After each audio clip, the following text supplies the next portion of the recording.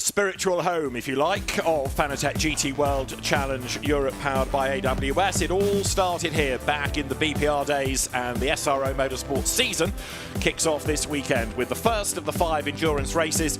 The first time in a long time that we have started a season anywhere other than Italy, and the first time that the championship has started here at Paul Ricard. This weekend it is a 3-hour race rather than the traditional 6, because 6 hours of action will be at the end of the year in Jeddah. It is the typical huge entry of 54 cars, including some new shapes and some evolutions. In the background there you can see the new Aston Martin Vantage GT3, in the foreground the new Ford Mustang. We've got new drivers, we've got some new teams, and a whole new season of drama is set to get underway. David Addison and John Watson trackside. And John, what a track it is. Yes, it is. 15 turns, 5.7 kilometres, 3.5 miles. And before you know it, you're back at the start-finish straight. Another lap record for the tracker. 5.7 kilometres long. GT3 cars get the full blast down the Mistral Straight. The support categories here this weekend, GT2 and GT4, will use the chicane. And as ever, for a 3-hour race, it's relatively straightforward. 2 mandatory pit stops for fuel and tyres and the driver change. And Paul Ricard, as we've seen in the past, yes, it can have race neutralisations, but there are all these little access roads which enable incidents to be dealt with pretty quickly. Cars ready for free practice. Slight tweak this year is that FP2 / pre-qualifying is shortened to an hour and 10 minutes rather than 90 minutes. But to balance that, free practice becomes 2 hours, which again was one of the things the teams were talking about at the end of last year, because actually many of the drivers haven't yet been out. Yesterday the track was busy all day long, but the only GT3 running was the bronze test. So for some of the drivers, they don't get very much mileage in at all, and therefore just a little bit longer in free practice to gain circuit knowledge or have a feel for the car and the track is all useful. Now there, at the head of the queue, is number 64. I was mentioning the new Ford Mustang, and they're run by Proton Competition, normally a Porsche team of many years standing. Fred Verviche, Christopher Mies and Dennis Olsen are the 3 drivers. And if the Mustang goes as well as it sounds, it should be a car to watch over the course of the weekend. Christopher Mies, hugely experienced driver, his 88th Fanatec GT World Challenge Europe event this weekend, and the first in anything other than an Audi R8. Well, I mean, great to see Christopher Mies yet again, but what I mean, looking at the Ford Mustang GT3, says one word to me, and that is stealth. Yeah. That looks like it is here on a mission, and that mission is not to make up the numbers, but to get in and challenge the already established 8 other manufacturers that are here this weekend. And I cannot wait, not just to see, but to listen to the roar of Detroit V8 and see where they end up as we look again at the Aston Martins. Big push. Aston Martin GT3 Evo is the designation given to the car, and they are back big time in the Fanatec GT Europe Series. So you've just seen in the background as well, 32 BMW, there it is. So Dries Van Thor will go first in this free practice session. Charles Weert, Sheldon van der Linde are the regular drivers, but more fascination in WRT because, again, you've got a Valentino Rossi car with Maxime Martin, but Raffaele Marciello slots into that. Louis Machiels is back for his what feels like 100th season with SRO, the vastly experienced Belgian driver with many a Pro-Am championship under his belt. His son Jeff and Andrea Bertolini are the other 2 drivers. AF Corsa, stalwart team. And we've also got an increased Porsche representation this year. Ralph Bohn drives for the Herbert Motorsport team. And as ever, you can anticipate that that car will be competitive in its class. Right, the green flag is now shown, so the fast lane opens, everybody venturing out onto the circuit. And this is where the teams start to work through whatever their program for this session is. It might be about data, it might be about getting drivers confidence in the car or confidence in the track, or both. That times we'll get, but they're of academic interest because people aren't necessarily chasing a time at this point of the weekend. No, and of course we know Paul Ricard is a track-sensitive, temperature-sensitive racetrack, so what we might see in the early phases, particularly with some of the pro drivers looking at the 46 BMW, Raffaele Marciello in a BMW, and never wondered we would ever say that, having been so successful with the Mercedes brand over previous years. And there Again, a change of manufacturer for the Sky Tempesta team to a Ferrari 296. Kind of going back to where Chris Froggatt started, a few years away, as you say, Mercedes, then McLaren, before going back to Ferrari. And in that time, of course, they've gone from the 488 as a brand to the 296. And Chris saying it's a nice car to be driving. Number 78, Lamborghini, out on track, one of the two Barwell cars. And it is going to be Antoine Doquin at the wheel. Barwell coming here on 2 British GT wins at Alton Park a week ago. Much interrupted races, but wins nonetheless to kickstart the year for Mark Lemmer's team. So we know the road is going to get busy. Traffic management is going to be part of this. Qualifying is tomorrow morning. Pre-qualifying is this afternoon. And so this 2-hour free practice session, a chance to have a look at the grid, really. And 32 WRT running the BMW, of course, in its second season now as a factory BMW team. Lessons learned from last year, and after not taking a championship last season, Vincent Voss's team will be very, very keen to strike back.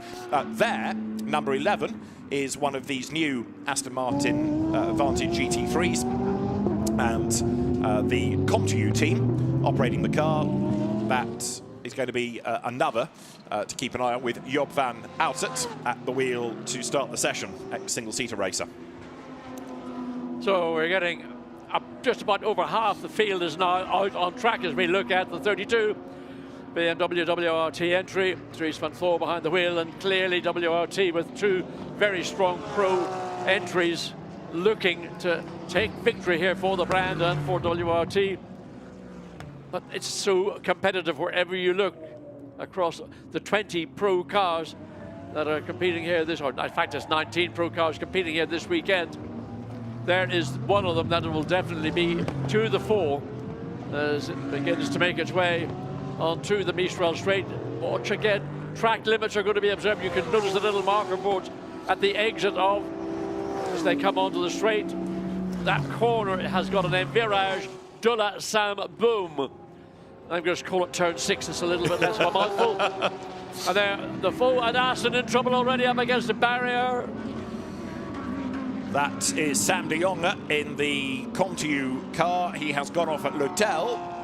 So damage to the rear of the car, yellow flag, now a red flag to retrieve the car very, very early in the session. And Sam de Jonge, you can see, has done some rear damage. So session stopped, but the clock will carry on ticking with it being free practice. I mean, we don't know the reason why, and that is the rear wing in that position. That is not the standard rear wing position. There has obviously been a bit of contact with the barrier, so we may have a view of it. But again, I suspect getting caught on a low temperature track, maybe your tires on your outlap lost some of the temperature they would have had at the point you entered the track, and it's just what happens early in the morning. So Aston Martin 21 crashed in turn 5 or 4. Yes, okay, it's yellow sector 1, so yes, could be yellow sector 1. We'll wait for red flag, but okay. So the team's being told the news, and now it'll be this red flag situation. Quickly, the marshals and the circuit staff on hand to retrieve the Aston, but that rather puts back the team's plan for the morning to run through a programme. Sam de Jonge, Mathis Lismont and Charles Clark, the 3 drivers. Yeah, one of the silver class entries, and let's say not an ideal beginning to your 2-hour session. So the car will hopefully return to the pits. Most of the damage from what we could see here looked rather superficial, but expensive. So the teams await the cars back in the pit lane. No time's done.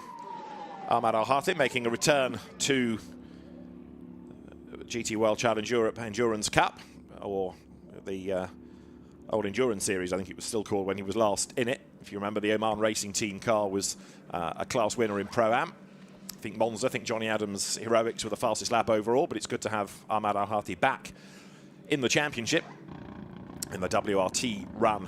BMW, still with the Oman Racing tag attached to it. So everybody being respectful of the red flags, crawling back round to the pit lane. And Alain Adon, the race director again this year, going for an early red flag so that that car can be retrieved. Hopefully it is no more of a job than a new rear wing, although that in itself will take a few minutes. It's only when you get the car back into the garage or you look at the damage to the rear wing.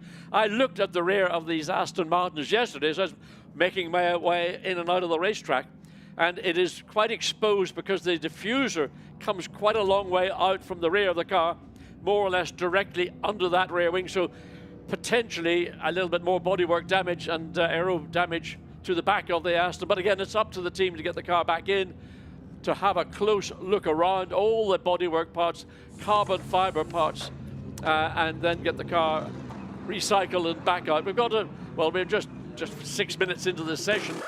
The clock is still ticking down, as it will do under red flag conditions in these 2-hour sessions as we look at the 98 Rover Racing BMW. So Rover with factory drivers, BMW with an increased presence yet again.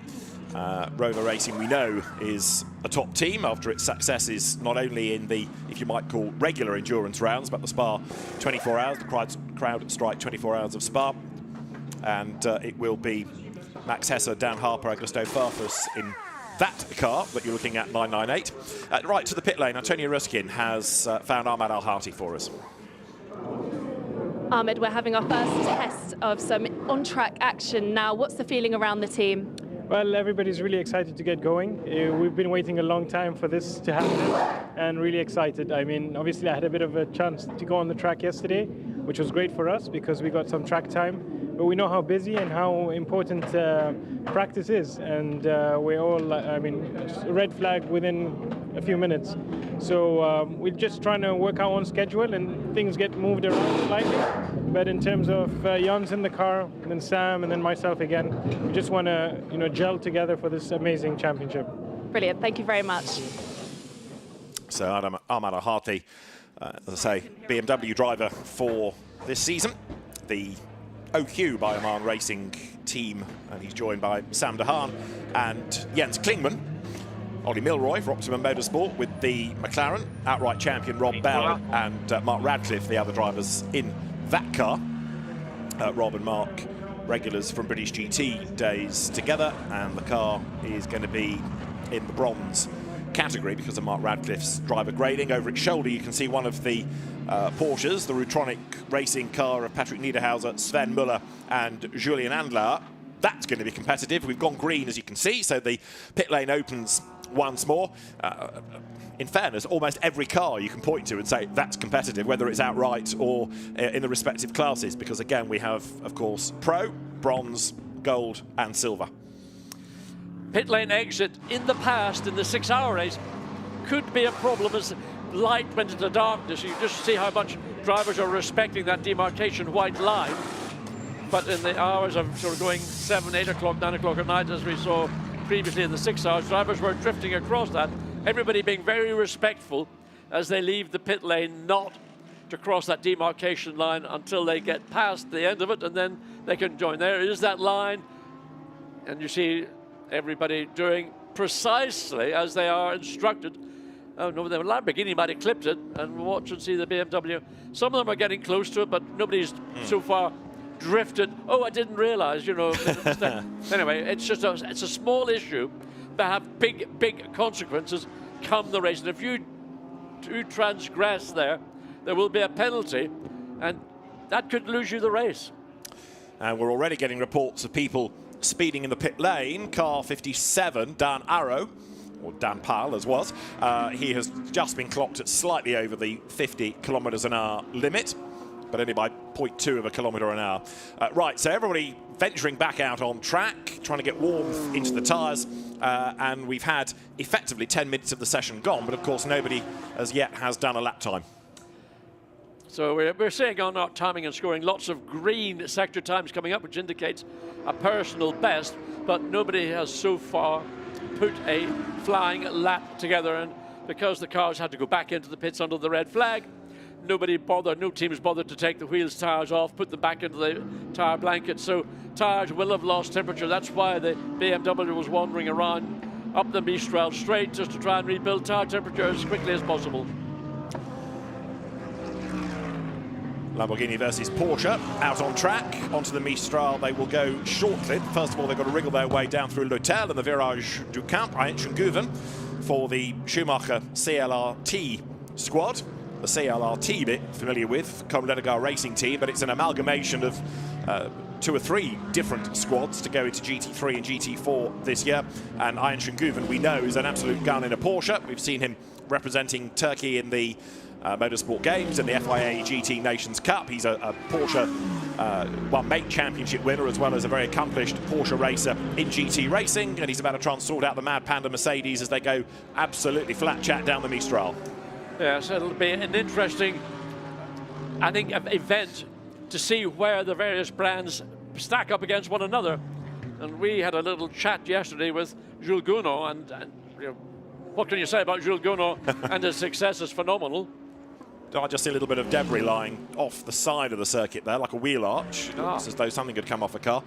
But anyway, going back to what Gounod was saying, I said, where do you think you are in relation to your competitors? And of course, the balance of performance is an ever-moving issue. So he thought, looking around, that Porsche in particular would be a very strong brand, and that 22 Porsche will be amongst those. And there is number 2 Mercedes. Fabian Schiller is the man currently behind the wheel. Luca Stolz and Jules Gounod, the other 2 drivers.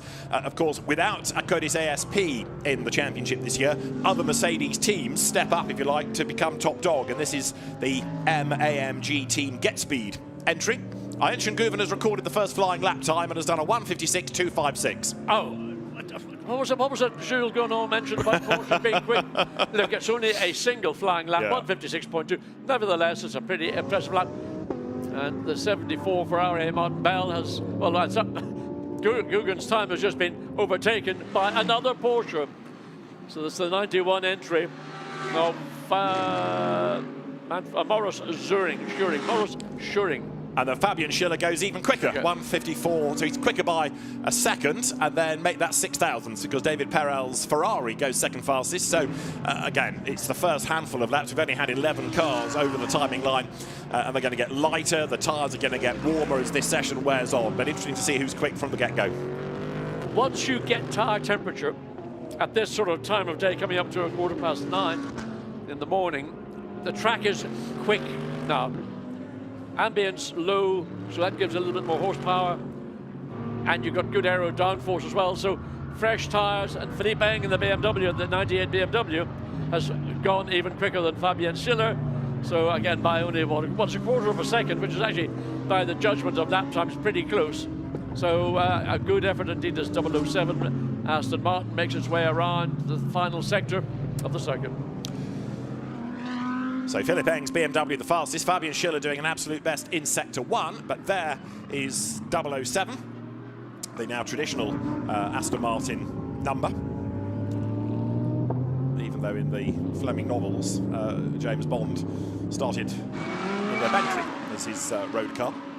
But Nicky team, Mattia Drudi and Marco Sorensen are the drivers for ComTU of number 7. And Mattia Drudi, of course, sprint champion last year, switching brands away from Audi to Aston Martin.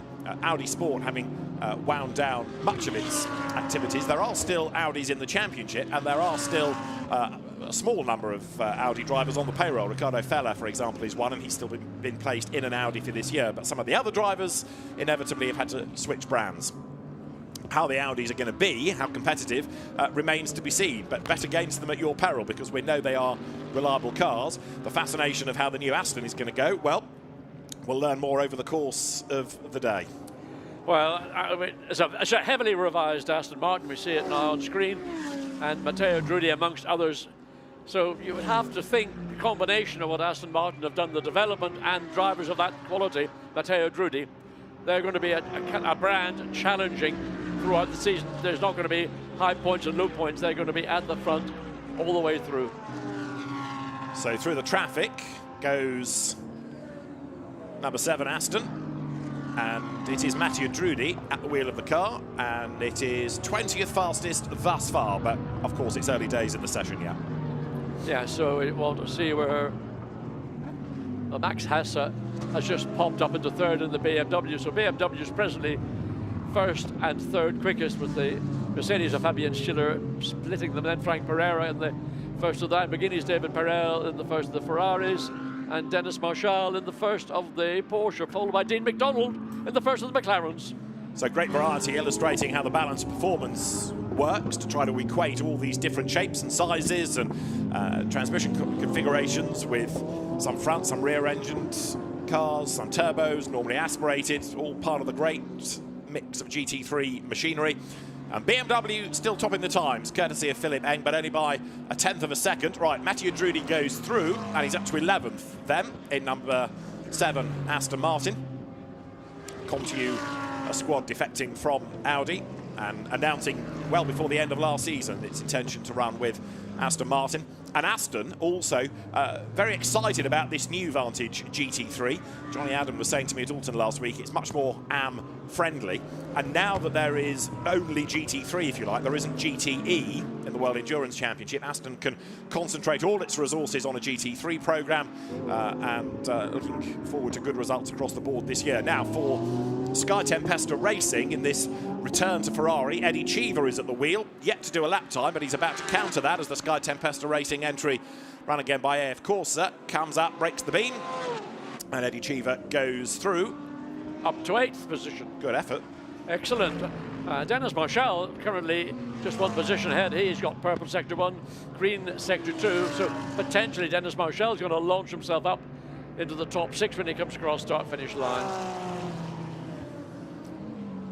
So now Eddie Cheever has found himself in traffic, perhaps inevitably, but there's so much of it around, getting a clear lap is far from easy. But Eddie is experienced enough to know how to manage that traffic. Last year's Endurance Cup bronze champion. It's Chris Froggatt and Jonathan Hui as ever, as the other 2 drivers for Endurance, and it's Eddie and Jonathan, but not Chris Froggatt this year, doing sprint. Chris Froggatt will only be doing the endurance rounds.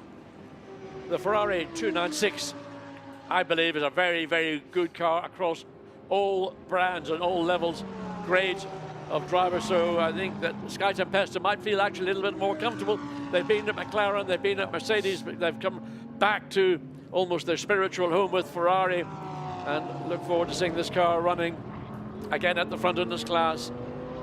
So just to emphasize what I was mentioning about Dennis Marshall, has gone second quickest in the lead Porsche, splitting the 2 BMWs. Dean McDonald improving up to 6th place presently in his McLaren.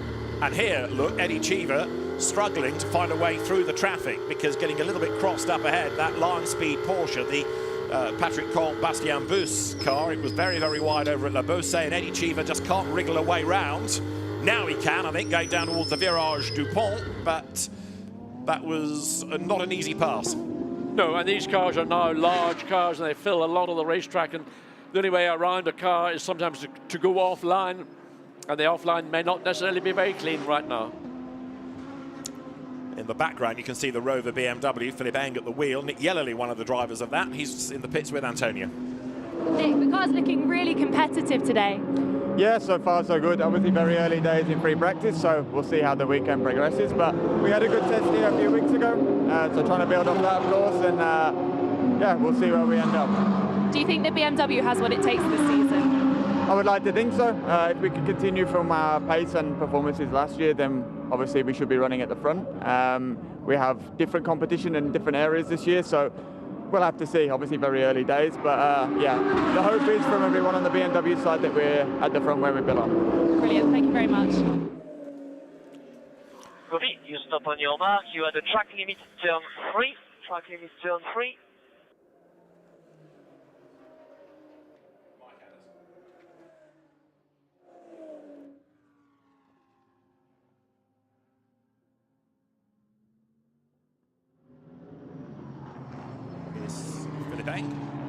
And he's only got 23 thousandths in hand ahead of Louis Prett's McLaren, number 188. Prett was really impressive last year in the Gulf 12 Hours in his early stint, but Philip Eng now, we'll see whether he goes for a long run or whether this is purely a data gathering exercise. The team manager of the number 21 Aston that was off the road earlier on being invited to go and see the race director. So just the 98 BMW continuing its run. So and battles into the pit lane. In fact, so that's the end of what is a 5-6 lap run for car currently quickest overall by that 2300th of a second. You've got McLaren second and Ferrari third, Porsche fourth. Sheldon van der Linde in the 32, having taken over from Dries van Thor, currently in 11th, and Davide Rigo in the 51 Ferrari up to 19th.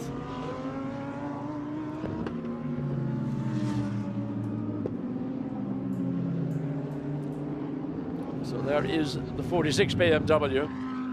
Currently Maxime Martin behind the wheel. That's the sister car to Dries van Thor, Sheldon van der Linde, and into the pits likewise. So it would appear that teams are letting their drivers go out, do maybe a 5-6 lap run. So it's an out lap, 5-6 laps in, so maybe a total of 8 up to 10 laps. Looking down to see 7 is the maximum for those cars. So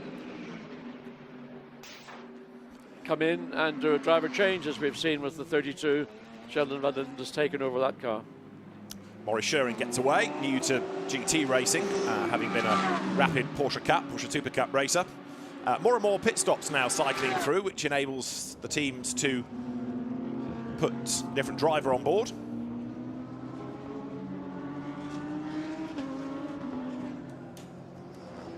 '25 Audi, Santa Lock Racing. Gilles Mingus, Jim Pla and Audi, never knew that, and Paul Everard. So as they come down to the far end of the racetrack, that little, quite an open S is into the very tight right, and then this long, easy to make an error there, but get the car back to the right before you cut to the left and then back onto the straight. Remember, those marker cones are not there as an aiming point, they're there to keep you on the track and therefore respecting the track limits.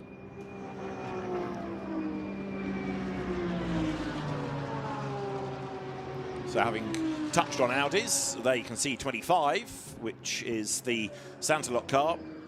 Gilles Magnus, Jim Pla, Paul Everard. Interesting to see Jim Pla in something other than a Mercedes, whether it's been in GT4 or GT3. He has had the odd outing in Lamborghini Super Trofeo, but right now Gilles Magnus, that we were getting excited about last year, very quick GT and touring car racer, is the man behind the wheel.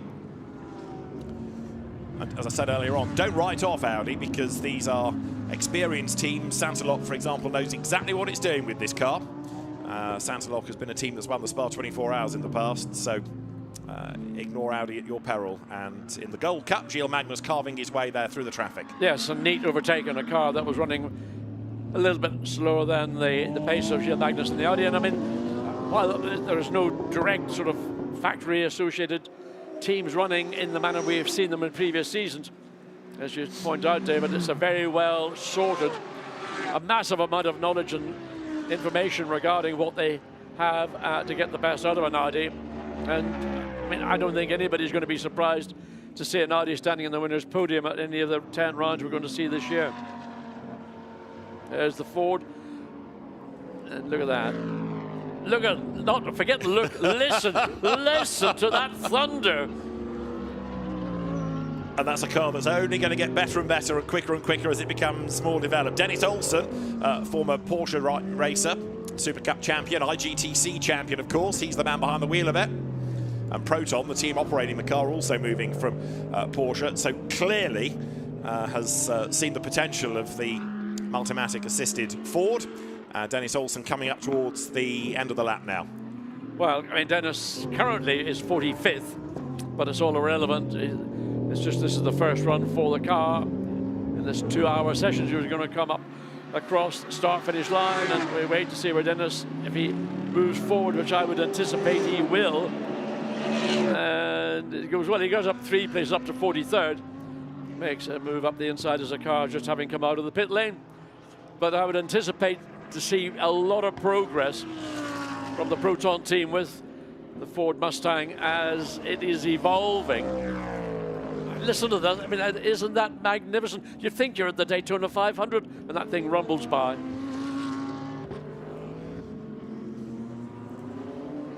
Listen and drool. Wonderful, isn't it? And it's the right circuit for it as well, with all these fast sections.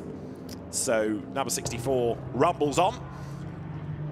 It's the exit of scene. You see the little markers there to try to encourage people to abide by the track limits. Number 30 BMW, that's the now Sam de Haan driven car with Jens Klingman and Ahmad Al-Hati.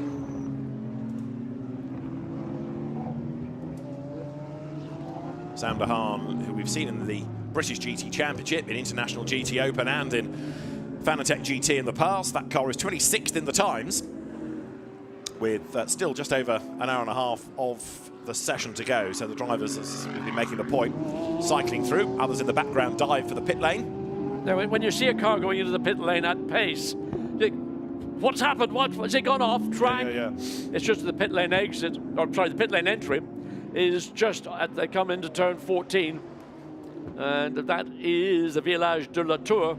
So it sometimes can be unsettling when you're in the middle of a broadcast and that thing flashes across the top of the screen, but it's not a problem. It's the pit lane entry. It's going to be fascinating to see how the BMWs go, isn't it?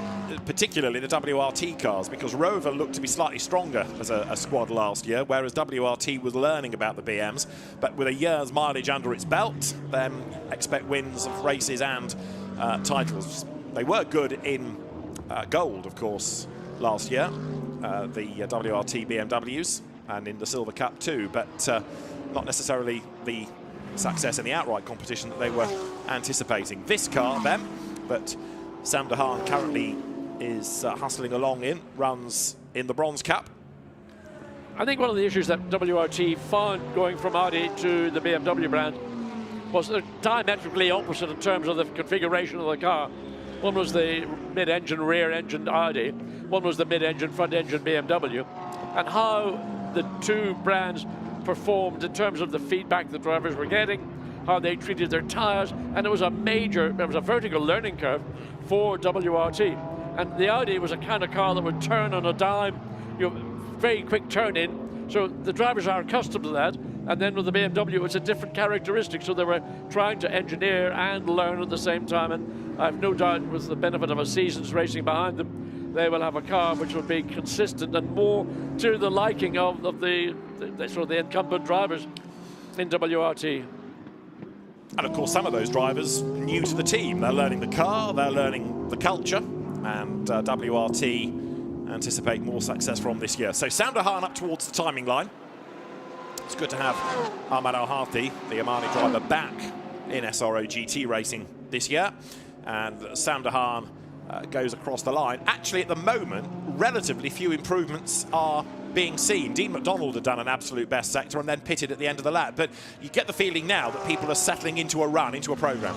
Well, that's one thing, but the reason is also because they've gone out, I'm assuming, on a fresh set of rubber or a new set of rubber, and having now completed what, maybe up to 10 laps, in some cases 11. Yeah, 11 is the most I've seen from any team. The freshness of the Pirelli tire will have plateaued at level into its normal operating window. But when the tire is new, there's always a few tenths of maybe more than a few tenths of a second to be gained.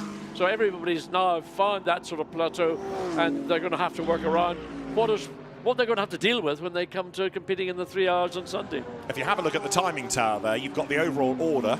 To the far right, you'll see little yellows and little greens, and that is the lap divided into 3 sectors. So as a car goes through a sector, if it's gone no faster, it will be yellow. So you can see how few people are improving on this lap.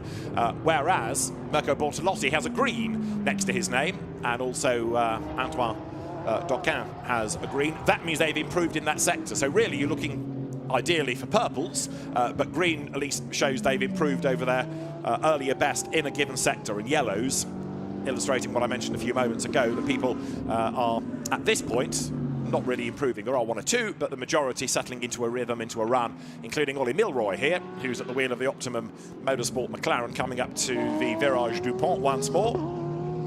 Ollie Milroy, the Dubai-based Brit, heads to the timing line. Blasts through. It shouldn't be an improvement given the sectors. It's not, but it's still a decent enough lap as he comes over the line.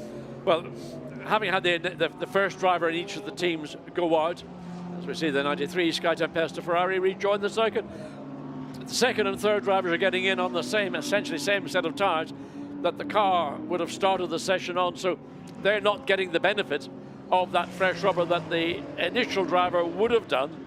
So it is more about get your drivers through, cycle them through, get them accustomed to the car in these different temperatures, completely different to what they're going to be confronted with when the race starts at 3 p.m. Sunday afternoon. And 3 p.m. here yesterday was about 23, 24 Celsius.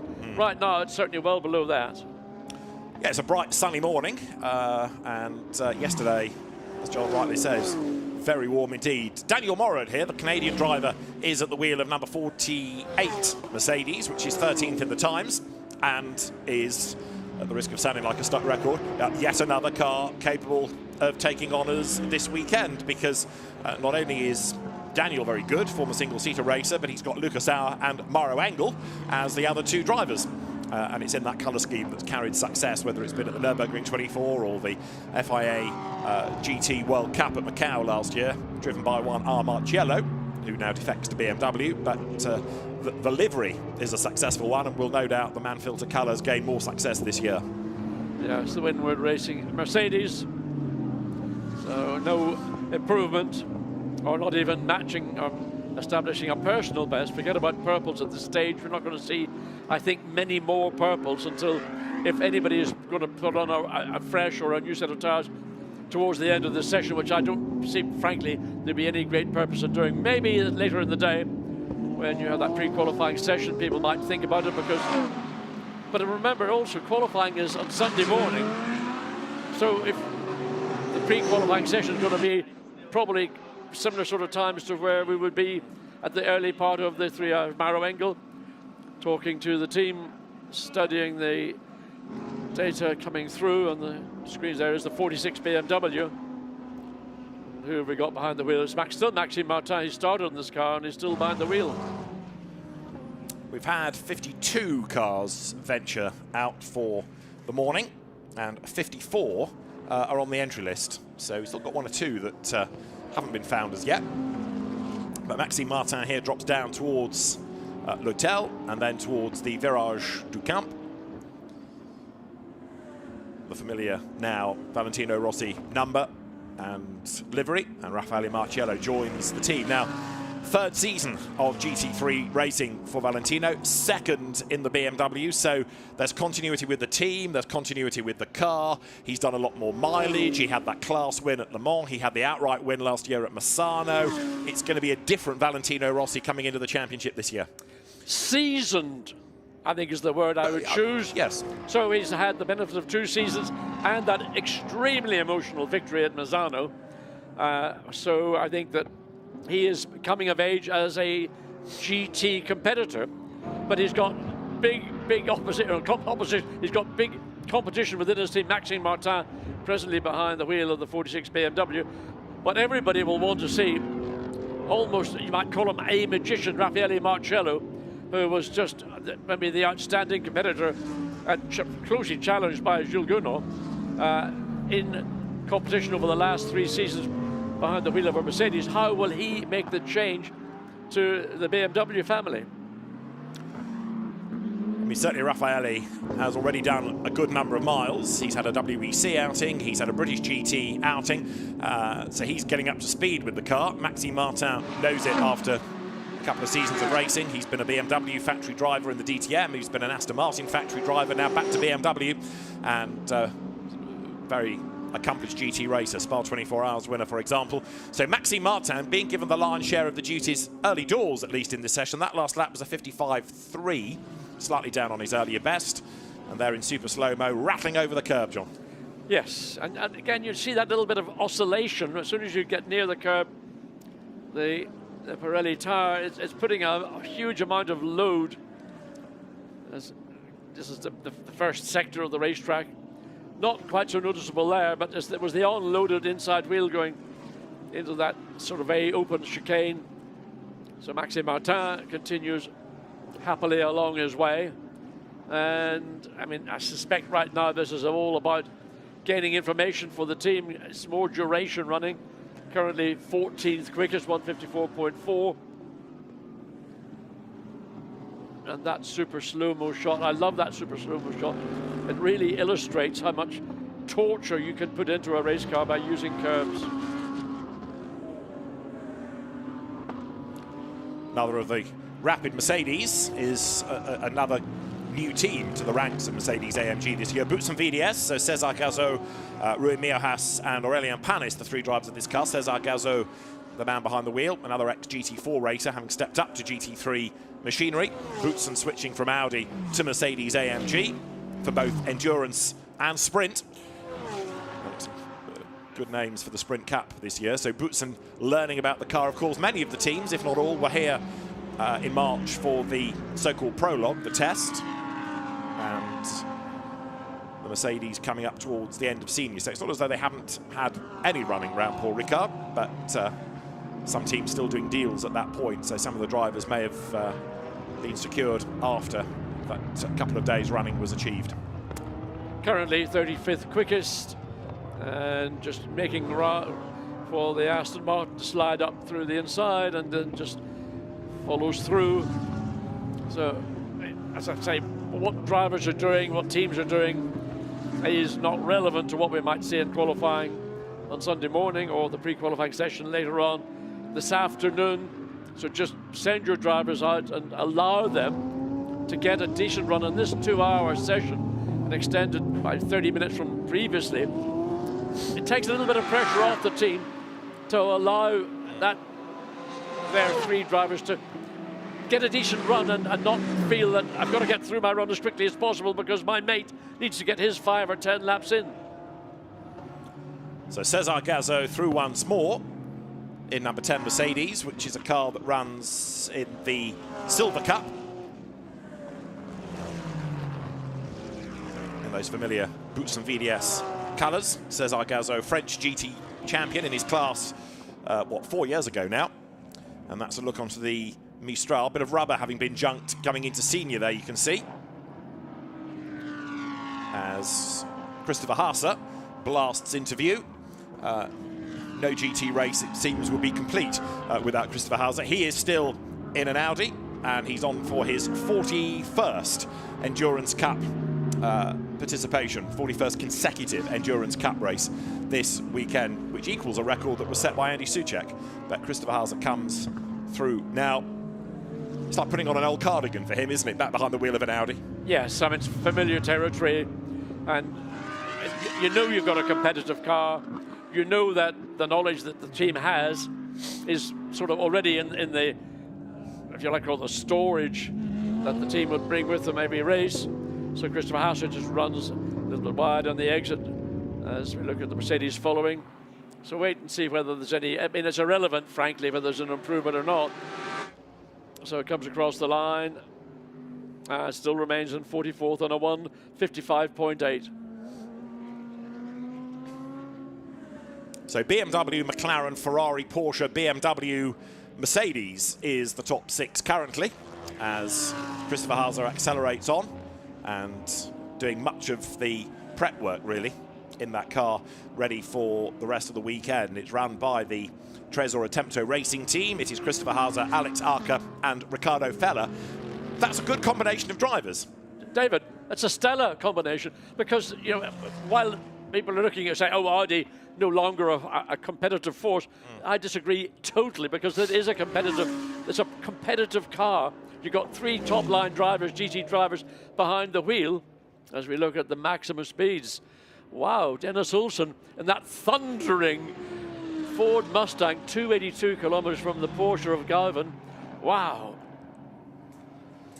So Dennis Olsen, yeah, as you say, in the Ford, really showing how well it is going. What about BMW? What about Raffaele Marciello? Now a BMW driver. Raffaele is with Antonia.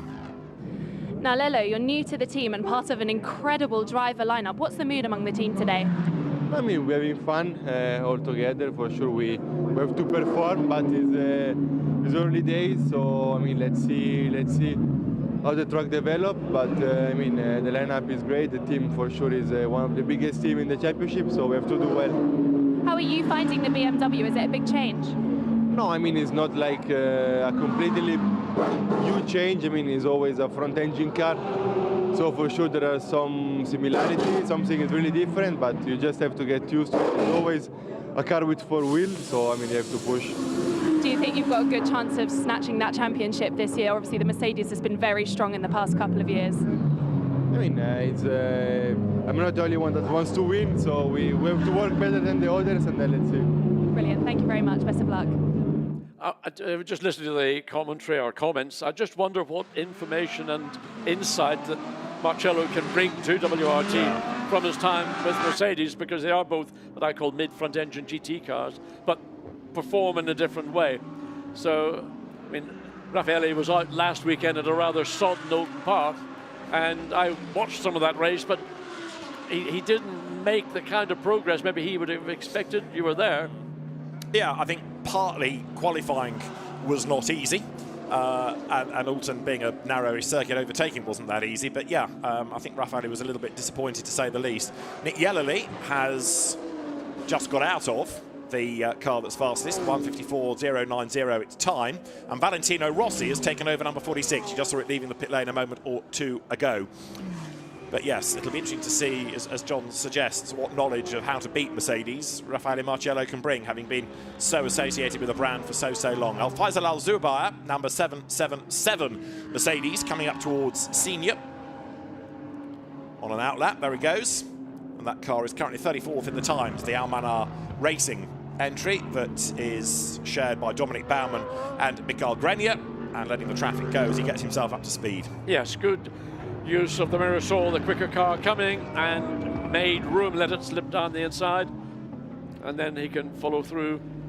I suspect that it wouldn't be surprised to see the Porsche actually pull into the pits. It's always inevitable. You do the right thing to allow quicker cars through, and then it peels off into the pit lane, and well, it continues on. There you go, got that one right again. It is Al-Faisal Al-Zubair on the timing screen. It's Dominic Baumann on the Lumirank. So one of those bits of information is telling us a fib. We'll go with the timing screen and say it's Al-Zubair, but he comes up towards the line. And we are almost at the end of the first hour of the session. 17 minutes on the clock before you get to the hour mark.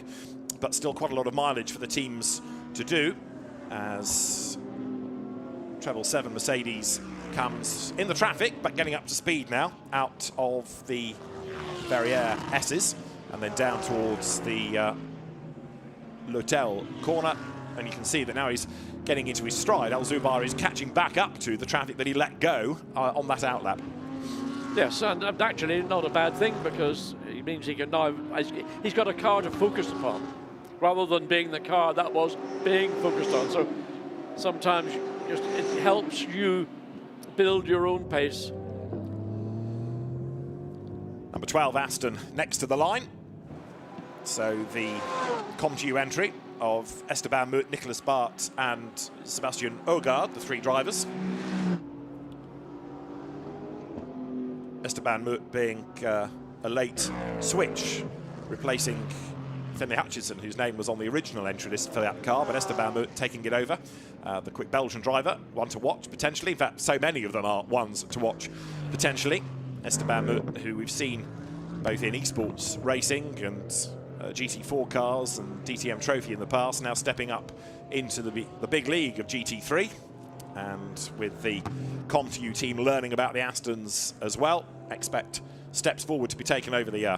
Yeah, a major commitment by ComTU Racing to, when Audi effectively withdrew as a manufacturer, then the team jumped on Aston Martin, and a big commitment from the team, but equally a big commitment from the manufacturer. And I look forward to seeing Aston Martin. And you mentioned, David, that the teams and the Aston Martin try and make the car a little bit more user-friendly for the bronze drivers. And I think that's been achieved.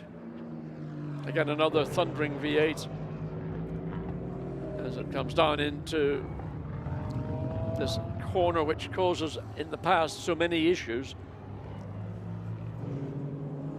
No problem whatsoever on the exit. So it is Sebastian Ogard at the wheel, who's been a single-seater racer, but now switching to GT cars. He's been in the Danish Formula 4, the Spanish and Italian Formula 4 championships before racing in Formula Regional last year. So he's not only adapting to a whole new discipline, but also a new car and a new team, and having to share the car with other drivers, and therefore when you try and set it up, it's got to be good for the three of you, not just for you. So coming from the somewhat, if you like, selfish world of single-seater racing, where it's all about you, it's a very different art, John. You went through it when you went into sports car racing, having to make a car work not just for you, but for your co-drivers. The big change that you find if you go out of a single-seater and into either a GT or, in my case, a Group C car, is that the drivers that are the incumbents are actually exceptionally good in that particular art. Yeah. And because you've come out of, let's say, single-seater racing, Formula 1, Formula 2, or whatever, and you think you're a mega, it's a big, big learning curve. Very, very busy racetrack. Looking at our tracker map we have here in the commentary booth, I would say about 3/4, if not more, of the field are actually on track. I think you're probably right, and there's Mirko Bortolotti, who is 10th fastest in number 63 Lamborghini, and it's an Iron Linked run car that he shares with newcomer to Lamborghini Matteo Cairoli and Andrea Caldarelli. Again, potential winner. Well, we know that they can win. They have one on board, with Bortolotti now coming down start-finish straight, crossing the start-finish line, and then the run up into the first of the corners here, which is the Virage de la Verrière. And this used to be, in the good old days, a flat-out left, a flat-out right, but was changed a number of years ago. Careful on the exit not to run too wide. Then the run down, picking up speed all the time, all the way down to Virage de l'Hôtel. Again, track limit abuse. Oh, and look, track limit abuse, did I just say it? Way off the road, the car ahead. Was that one of the BMWs? Bortolotti gets away with it, though. So anyway, continue through the Virage de la Samboom. Again, easy to lose a car, cut back, watch track limits on the outside. Mirko Bortolotti fully aware of where he can and cannot place the car. So the Lamborghini, that screaming V10 motor, up into 6th or 7th gear, 6th gear. Now the question is, how much of a lift does he need for scene, or is it a gear change as well?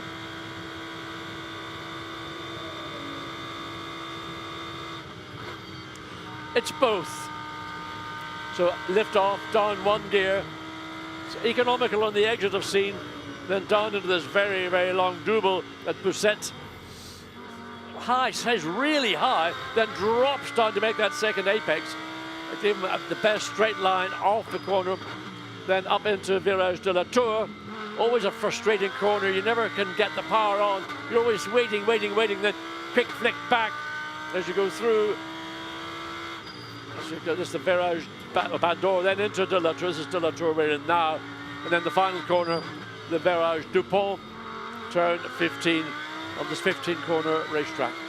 15 corners for this circuit, but for GT4 and GT2 it'll be 17, I think, because they're using the chicane. So that's why we come out of turn 7 onto the Mistral straight, and at the end of the straight we go into turn 10. And that's just the way the circuit corner numbers are configured. So somebody else has gone away, the Mercedes as well. Is that a replay? It is a replay. That's what we were watching just a minute ago, following on board with Mirko Bortolotti. The Mercedes completely missed the entry into Virage, well, the Virage L'Hôtel. There's the Mustang back in its garage. Yeah, having seen that it was the fastest in a straight line down the Mistral, it's only 35th in the times over a lap, that Mustang. So there's more to come, but it's a new car. There's a lot more development to be done on that. As you look at Robert Renard, number 91, going through. So the Porsche and the Renard family loyal to the brand, and again just going through the motions. Car currently set 37th out of the 51, 52 was the Aston Martin that we saw off in the barrier on the exit of turn 6. So Renard comes over the line, 37th, and remains 37th. Traffic fore and aft as well. The order that you're looking at is on the timing tower overall, but you can see the different classes, with now second fastest number 188 McLaren Adam Smalley has taken that car over. Robert Renard 37th overall. It was Ralph Bowen that started the session aboard number 91 Porsche. With respect, Robert, because he's a more experienced driver. He will be faster, but Maurice Schuring has had a go in that car as well, so it should have good pace. But again, what we don't know is what program they're working through. It's not necessarily about chasing a time. It might be in the second session, which doubles up as pre-qualifying. That's where it's a little bit more important. Here, just getting the car absolutely right, getting a good balance, getting a good feel is rather more important, potentially. So Renard about to have the Mercedes make a dive. The Porsche's got good straight line performance, because coming onto the straight, the Mercedes was that little bit closer to the Porsche, but the gap is, well, there's maybe an extra car length or so. So 3 into 1 is never going to be a good mix going into Pousset.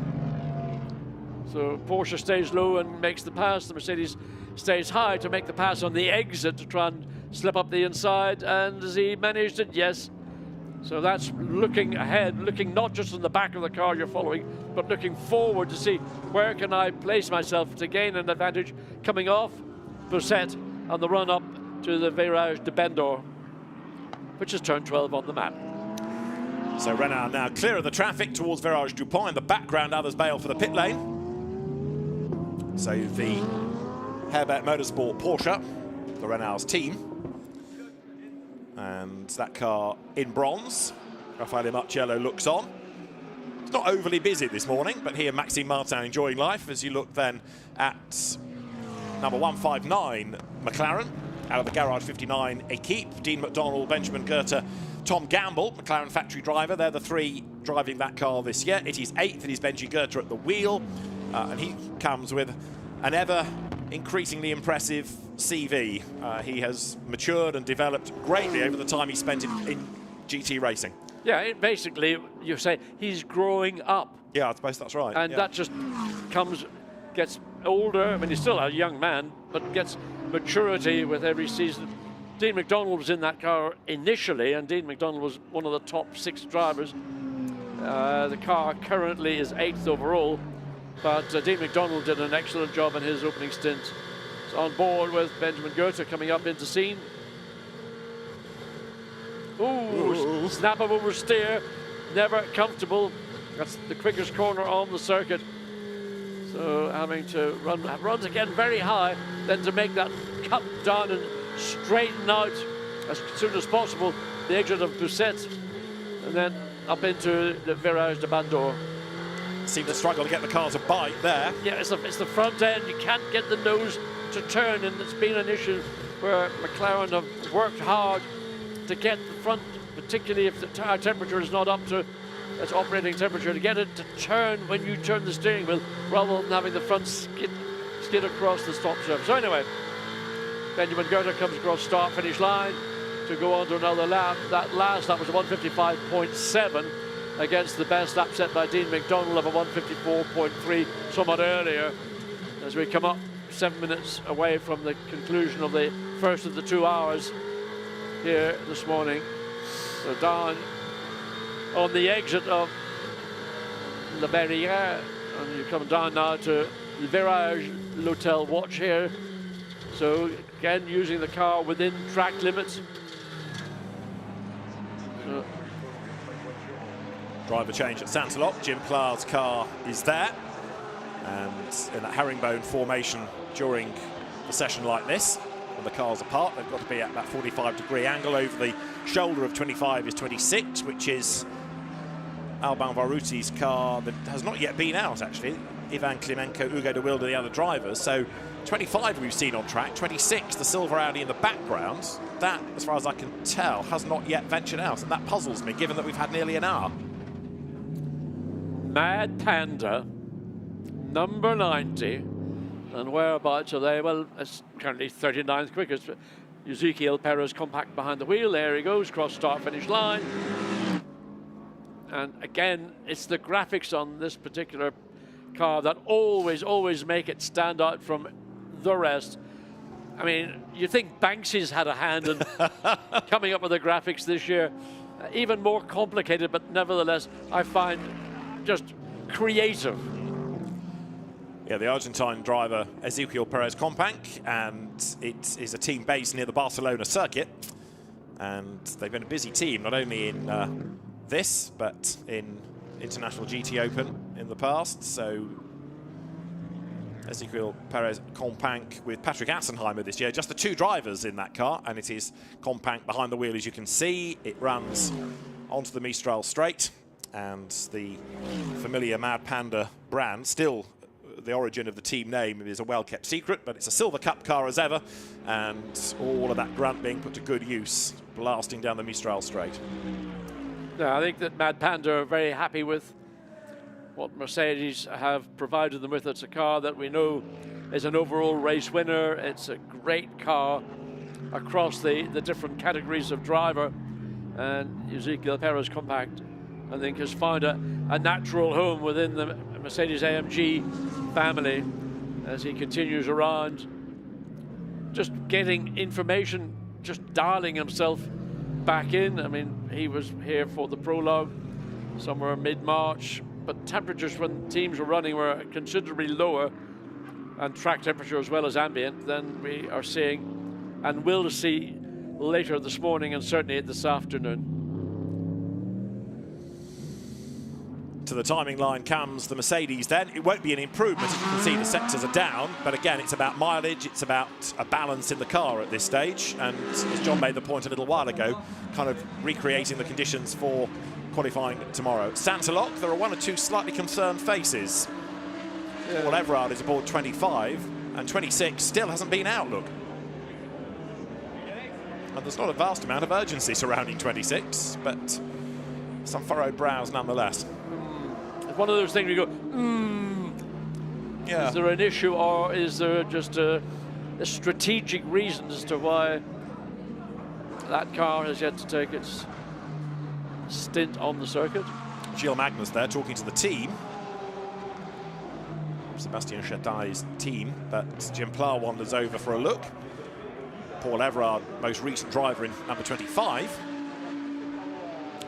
The other car that's not been out is number 911, the pure racing Porsche of Klaus Bachler, Alex Malikin and Joel Sturm, which this year is a Pro Cup car. Alexander Malikin was the winner of bronze last year, if you remember, in sprint, but stepping up to Pro this year, but that hasn't been out either, which is a bit rum.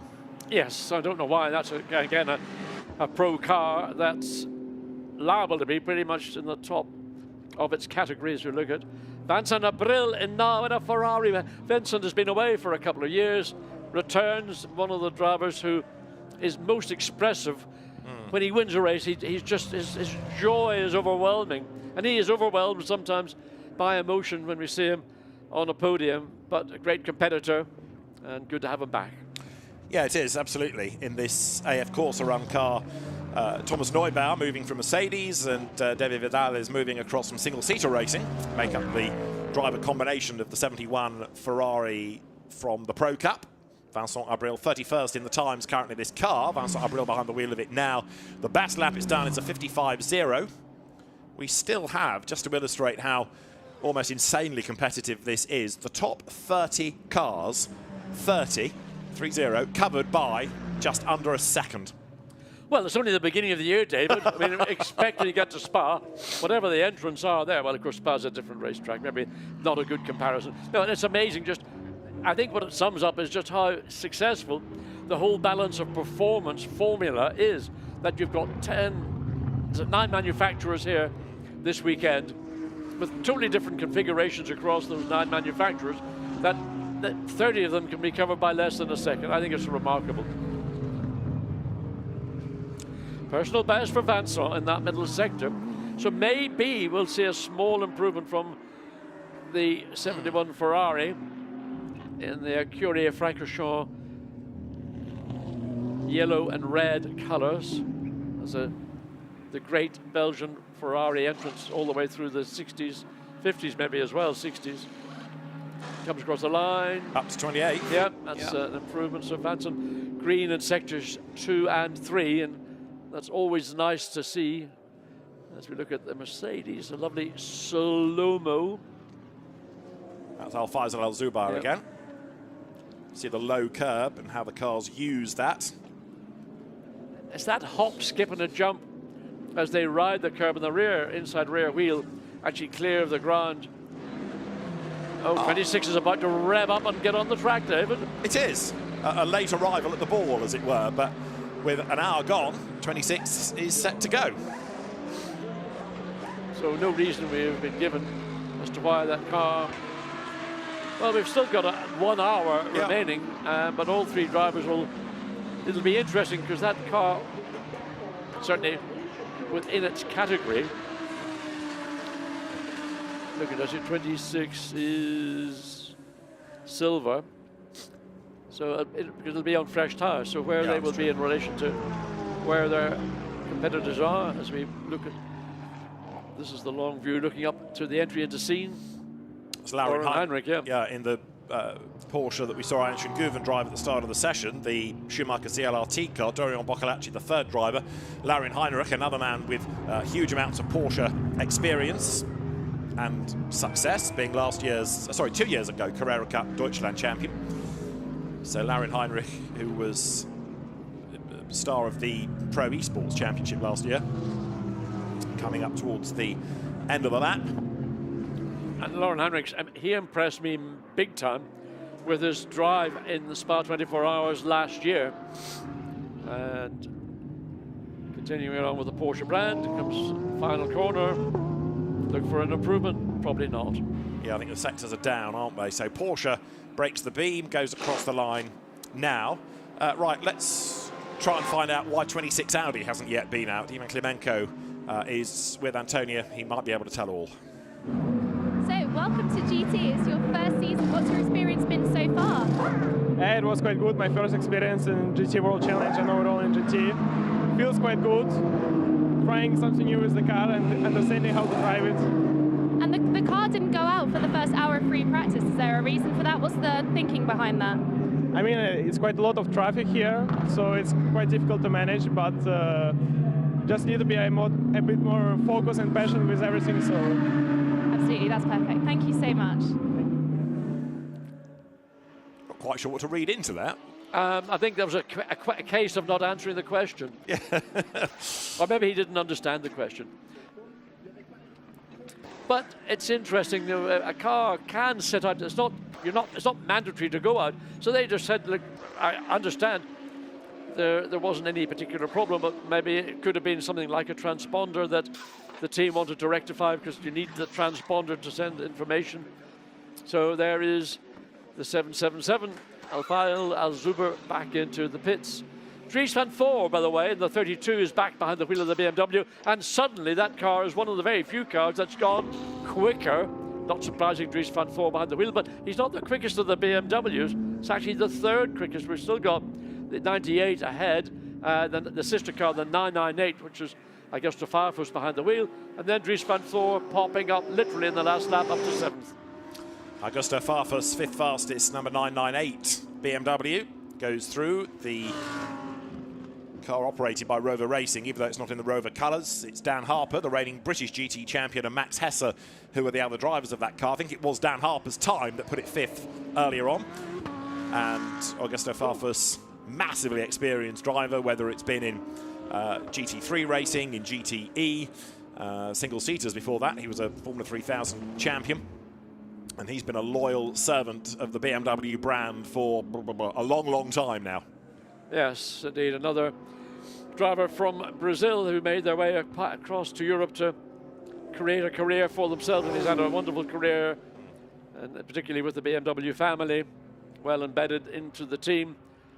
And with Max Hesse and Dan Harper, two young teammates who are naturally very quick indeed. They may be not as experienced as Augusto Farfus, but have got the raw pace as does Farfus himself. So again, a car that we know doesn't always, you think, going to be one of the front runners, but right now that car is 5th overall, and that to me makes it very much a front running car. IGTC champion in 2020, Augusto Farfus, and he's got the road to himself at the moment, in fact, but not improving in sectors. But maybe it would be the likes of Dan Harper, Max Hesse that might just have the edge these days on pace. But Augusto Farfus, with all of his knowledge and all of his racecraft, is very definitely a key part of this driver lineup. and to add this to our very long list of potential winners for the 3-hour race tomorrow afternoon. 998 comes across the line, stays 5th quickest, of course. Fastest goes through. Right now, timing and scoring, there's only one car showing green on a current lap. That's Casper Stevenson in the 72 Lamborghini. That car currently 47th.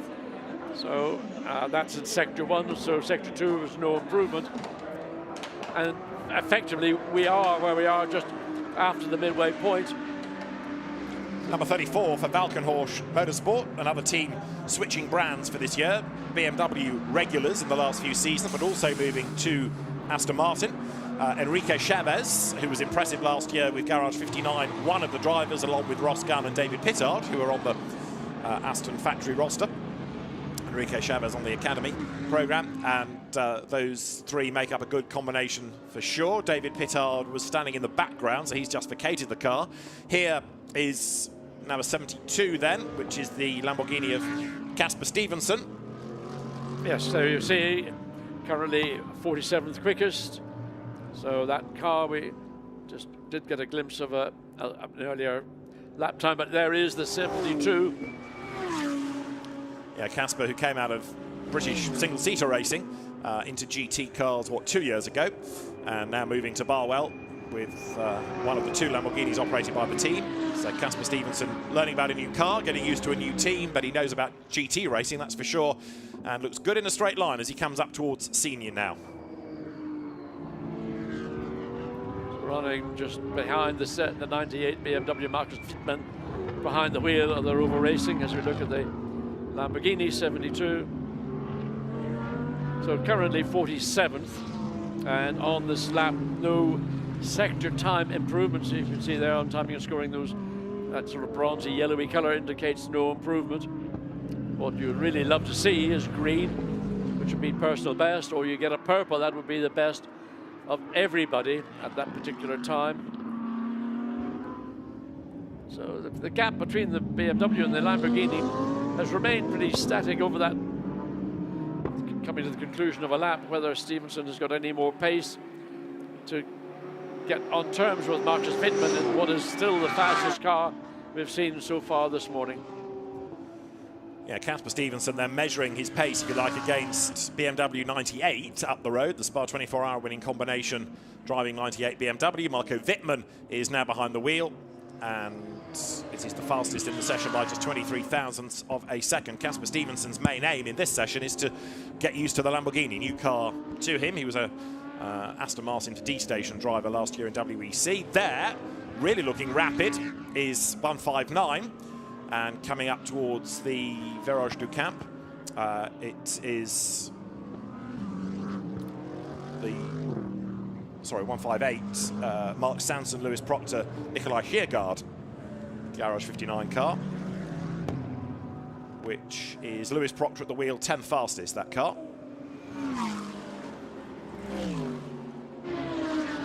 So you've got 3 Garage 59 McLarens dotted about the entry, and Lewis Proctor, an experienced McLaren driver, whether it's been from this series or British GT or International GT Open, on the run up now towards senior. This is where we saw Benjamin Goethe in this car a little earlier. No, it was the sister car, being a little bit twitchy and nervous mid-corner. So difficult to tell. Lewis Proctor. Now that's not the normal entry into Beset. And the car behind doing exactly the same thing, sort of measuring its pace and braking point off the McLaren's. And if the McLaren was wrong, the car behind's wrong as well. That'll all sort itself out, but Lewis Proctor now up towards the end of the lap, sort of regroups, pushes on. He's using a lot of curb there. Yep, it certainly is. So into this final corner of Village de Tour, So Proctor comes across. Currently the car is 10th, but first 2 sector times wouldn't indicate a further improvement in that, so it comes across the line. There only has been an improver in the last lap or so, and that's Lauren Heinrich in the number 22 Porsche, has gone up to 16th. As we look at the number 8 Ferrari making its way. So car currently in 3rd position.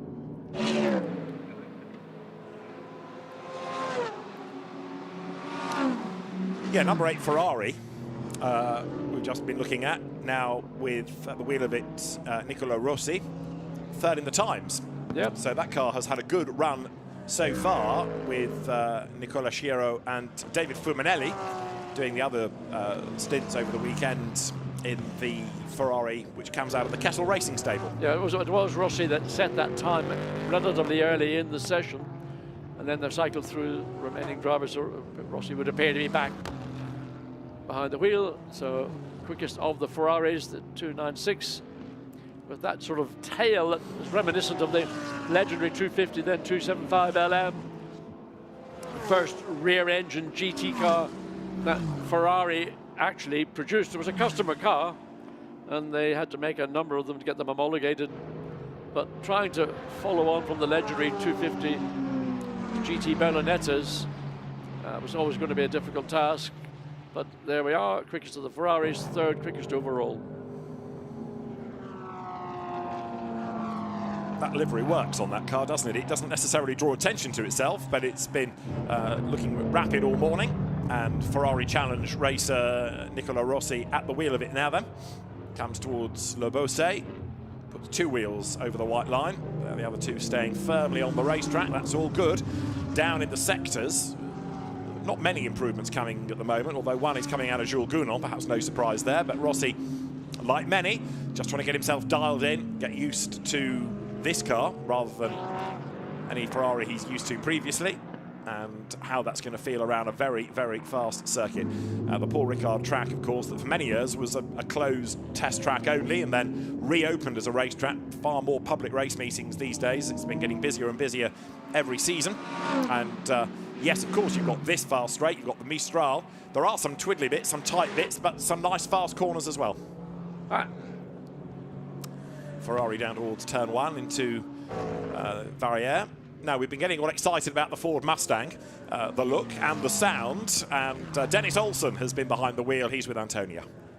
Dennis, the Mustang's looking really strong, great top speed. How does it feel? It feels great. You know, we have a good grunt in our Mustang and really enjoying it, so definitely good fun. Now we're trying to dial it in for qualifying tomorrow, and then we'll see what we can do. Okay, it might be fun, but do you think it's a competitive car? That's the target. Brilliant, thank you. Best of luck. I think they'll get there. I'll tell you what, I like a good, positive answer to a question. Bang! Nailed it straight away.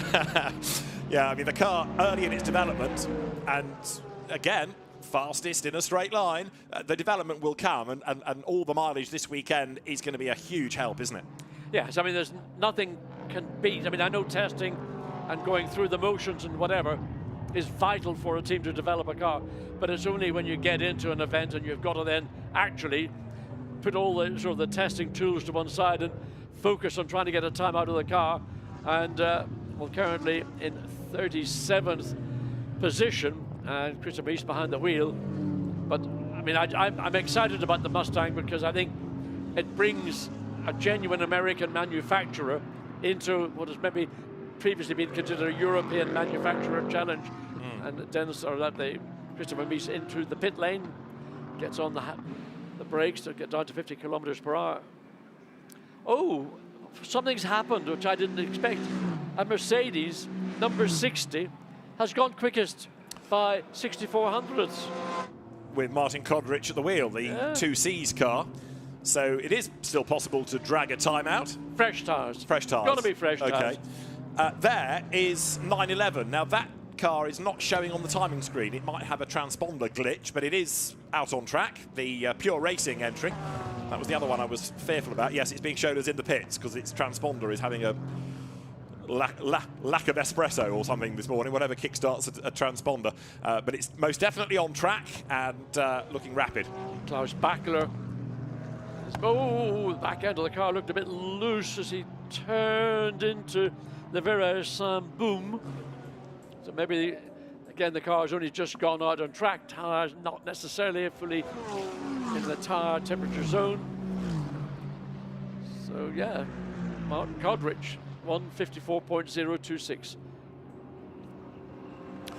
Yeah, as John was saying, Martin Kodrich at the top. Now 911 Porsche we're looking at, it's hard to really gauge its pace because there's no data coming out of the car to put it into the context of everybody else and the classification. But Joel Sturm, Klaus Bachler, Alex Malikin, the drivers. Alex has done a lot of racing in a short space of time. The Porsche runs out a little bit wide there going through Le Bourset. Lets the McLaren nip ahead of it. I suspect it might be Alex Malikin behind the wheel. But the Pure Racing team that did so well in bronze last year and this year steps up to pro, add that to the list of cars that should be in contention. Yes, I don't know whether these two cars want to be racing each other just at this point, because it doesn't particularly serve a great purpose. But Klaus Bachler, who we're seeing in the Porsche more or less for the first time in this session, so running behind the McLaren. Further improvements further down the field. Marcus Sorensen in the Aston Martin. Number 7 has gone up into the top 20 and 20th position. So there is the Porsche. So replay coming over the curb, and is this a bit of a slide? That's it the is. slide, Whoa. yes. We saw that early on the session, the back end of the car, and you can see the opposite lock being applied. So I think that was relatively early when we caught it about a couple of laps ago.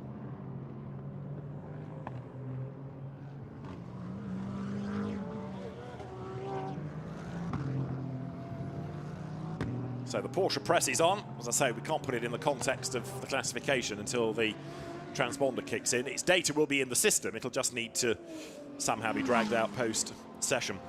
Behind, the multicolored Aston growls past the camera. The Mistral straight with all of the blue and red paint there, which is designed to retard a car rather than putting gravel traps everywhere. This was the circuit that pioneered the friction paint. Huge runoff areas. One or two of the drivers talk about almost getting lost, almost getting slightly nauseous looking at those swirling paint lines all the way around the circuit. But it's been the Paul Ricard way for quite a long time now, having been, as I said earlier on, just a test track for many seasons. 27 here, sorry, 38 I should say, 27th in the times, pressing on, which has now got Mikkel Jansen behind the wheel.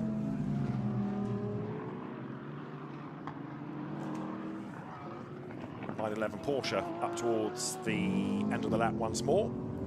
So Jansen to the line.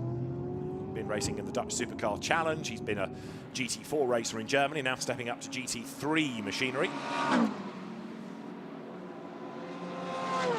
So through he goes. Another lap in the book. And 41 minutes on the clock. That, John, is the fastest car in the session.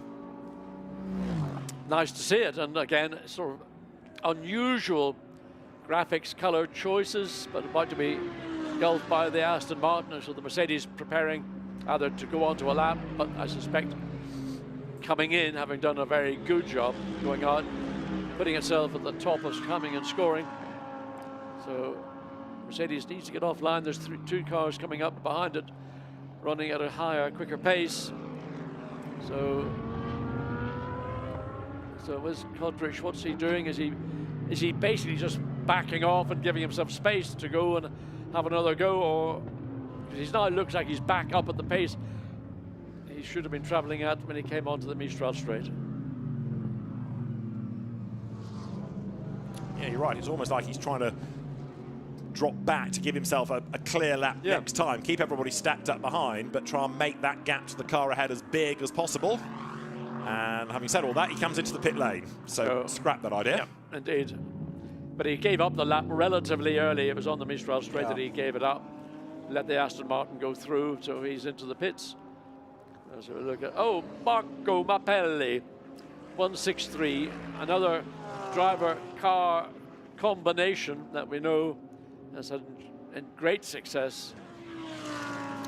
Franck Pereira, Christian Engelhardt, the other two drivers. So yet another that's certainly capable of being a race-winning car over the course of the weekend. Down towards the Virage du Cap it comes. This is a Grasser Racing Team entry. We were looking at Bortolotti's Iron Lynx car earlier on.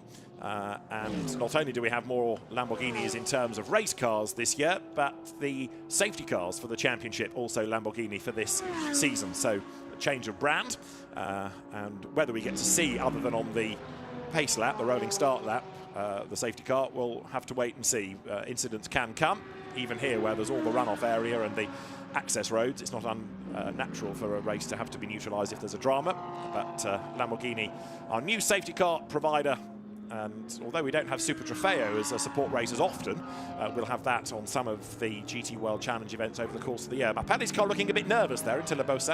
Yeah, I mean, the car has set the 10th quickest time so far, but you can see, and that is not ideal, running very, very wide over the curbing coming out of Busset. So doesn't look as if Marco Mapelli might be fully comfortable, fully dialed in. The car has got pace, however the handling is, but maybe Marco Mapelli is just slightly less comfortable than we've seen the two other drivers in that car. Comes across start-finish line and no improvement. You can see 3 yellows, so no improvement in any one of the 3 sectors. So currently, no driver showing improvement on this stage. So 38 minutes and counting on the clock, and there are more drivers getting set to take over on their car's next pit stop. Mercedes AMG cycling through different drivers across the different cars through the course of the session. So at the moment, number 60, Martin Kodrich's time, the car given over to Lewis Williamson back in the championship, 74 Ferrari through, and that's the Kessel car of John Hartshorne, Ben Tuck and Matt Bell, Rob Bell's brother. So got both of them in the championship this year, both the Bells. Ben Tuck at the wheel.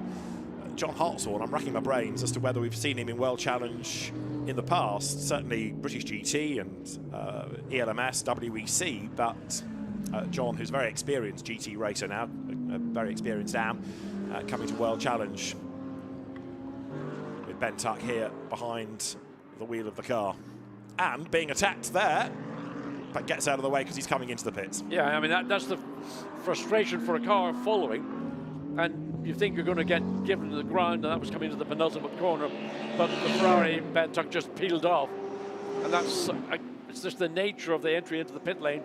Comes at the entry into the penultimate corner, Village de la Tour. So 46 comes out. Well, it certainly stopped, but not with quite the precision the team was anticipating. And Marcello behind the wheel. Yes, that's right. We were talking about Martin Kodrich having gone fastest. Now that he's out of the car, he can talk about that lap. Antonia has found him in the pit lane. Martin, that lap was absolutely incredible, but did the pace come from you or the car? Well, I think a bit of both. We knew the car was great since the testing that we did earlier on in the month, yeah, I mean, it's early on to say, you don't know who's on which run, but it felt good. We're working on to improve it even more for the race, and especially for the quali in the morning, and we'll see what happens later. Well, you said the car was fast in testing. Does that mean that this is a representative pace? Obviously, it's only free practice. I mean, it's quite difficult. There's a lot of traffic. Track conditions are different temperatures and everything. But we seem to have pace in testing compared with everyone else, and especially other Mercedes cars. But again, you don't know who's won what until tomorrow morning, so we won't know where we're at. But we're quite happy with what we got. Well, it's looking positive. Best of luck. Thank you. So Martin Kodrich for 2C's Motorsport, the Anglo-Bahraini team, walked away to watch Lewis Williamson behind the wheel, and then the third driver, Isa Al Khalifa, in that car, the Bahraini Royal. Right, so with now 35 minutes and counting, still 1 or 2 cars because of transponder glitches we don't have a time for, and the 21 Aston, which caused that early red flag, has not been able to go back out, at least as yet. So whether we do see the car in this session, there's a big question mark over, and if we don't, then to lose effectively 2 hours of track time is quite a blow. Well, I think when we were a brief glimpse of the car off track, and we saw certainly rear wing damage, but potentially more that we weren't able to see. So when the team got the car back, they would have to put it up on the axle stands in the garage and then start peeling away the bits, and then deciding whether what has to be replaced, whether there's any suspension damage potentially. So as we look at the 3-3-3.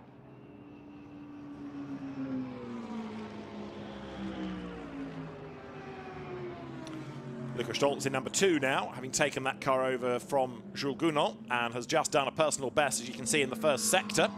So the Get Speed car through senior dropped a little bit of time as the sparks fly in the middle part of the lap. Now he's in that last sector. So Stoltz 7th, runs it wide, runs it deep into the corner. Yeah, that seems to be, by consensus, the popular entry into Pusset. So stay very, very high and then drop down and get a very good, a much straighter exit to make the run. So Lukas Stoltz got personal best, but then middle sector not so good, and I suspect the final sector likewise, with traffic just ahead of him, is going to be slightly compromised. So Stoltz would like to clear as quickly as possible. And let's have a look and see. No, nothing at all. So the McLaren directly ahead, 2 McLarens in fact, of Lukas Stoltz. 17 Alessandro Pierguidi in the 51 Ferrari. There it is. Great Ferrari driver. I mean, just memories of him, what he did, particularly in Spa some years ago. I know even many further years back when he was on pole position and the rolling start into Eau Rouge and Raidillon, he dropped it big time in front of the entire field. Having asked him on the grid, what are you going to do at the start then, Alessandro? Here's no problem, I take the lead, no problem. And he comes here now as a Le Mans winner, of course, won outright for Ferrari last year. So switching from the hypercar to a GT3 car once more. There is Luc Hartog, number 97 Porsche.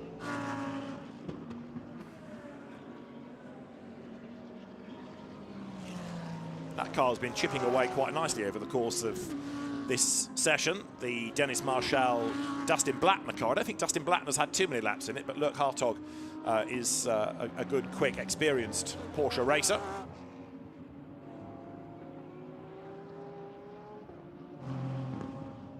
"32 minutes and counting of the session still to run. So now it's Hartog's time to get a feel for the car here. Yes, and also getting a little bit of a slipstream benefit from the 51 Ferrari, whether it'll make any difference by the time they get up into scene at the end of the long Mistral straight. There's always a bit of a balance here, Paul Ricard, whether you're focused on straight line performance or lap time. And to some degree, it ultimately depends on where you qualify.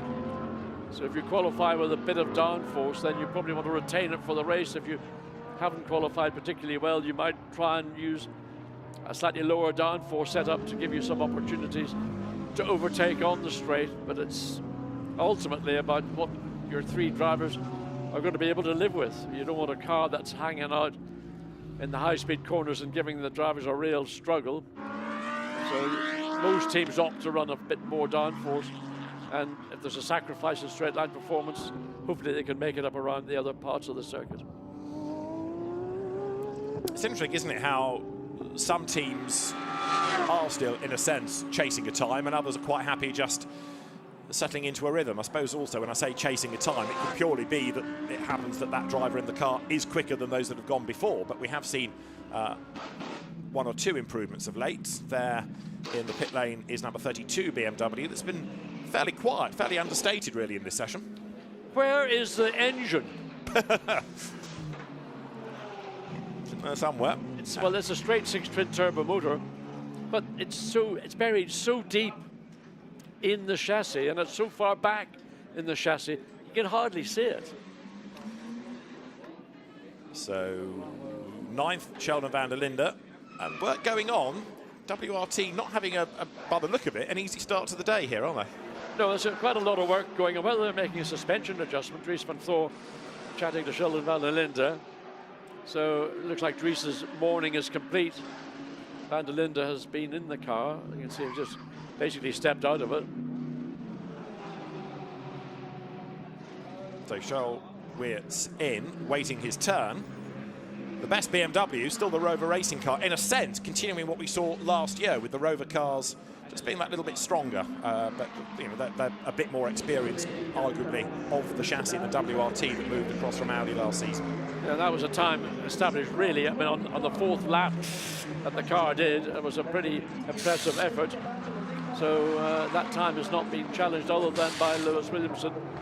Or that, sorry, the 60 Mercedes. It wasn't Lewis Williamson, but it was the 60 Mercedes that eclipsed it by 64 hundredths of a second within the last 15-20 minutes. Love it. I mean, every time I look at the graphics on the 19 Mad Panda Mercedes, you have to wonder at the creativity. Who would have come up with that concept? I mean, it's just fantastic.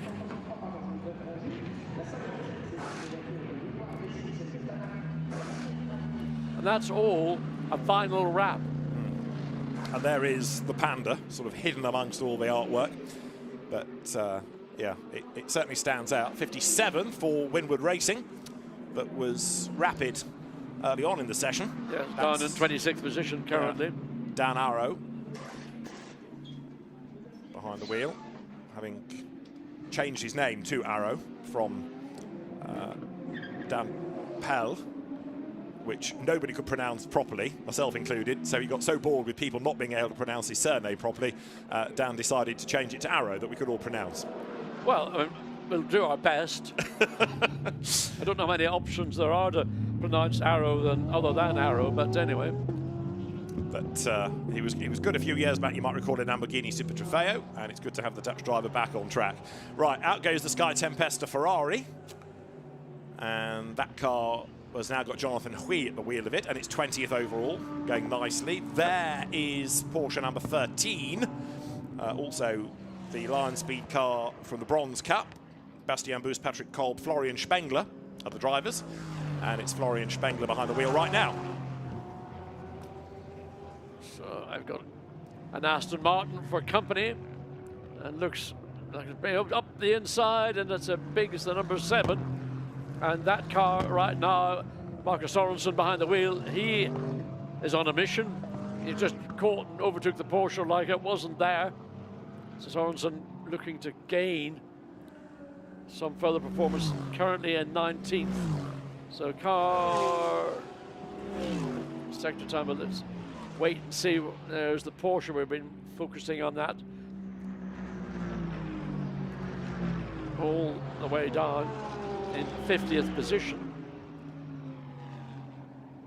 So Aston Martin, Porsche, Mercedes, they come up into scene.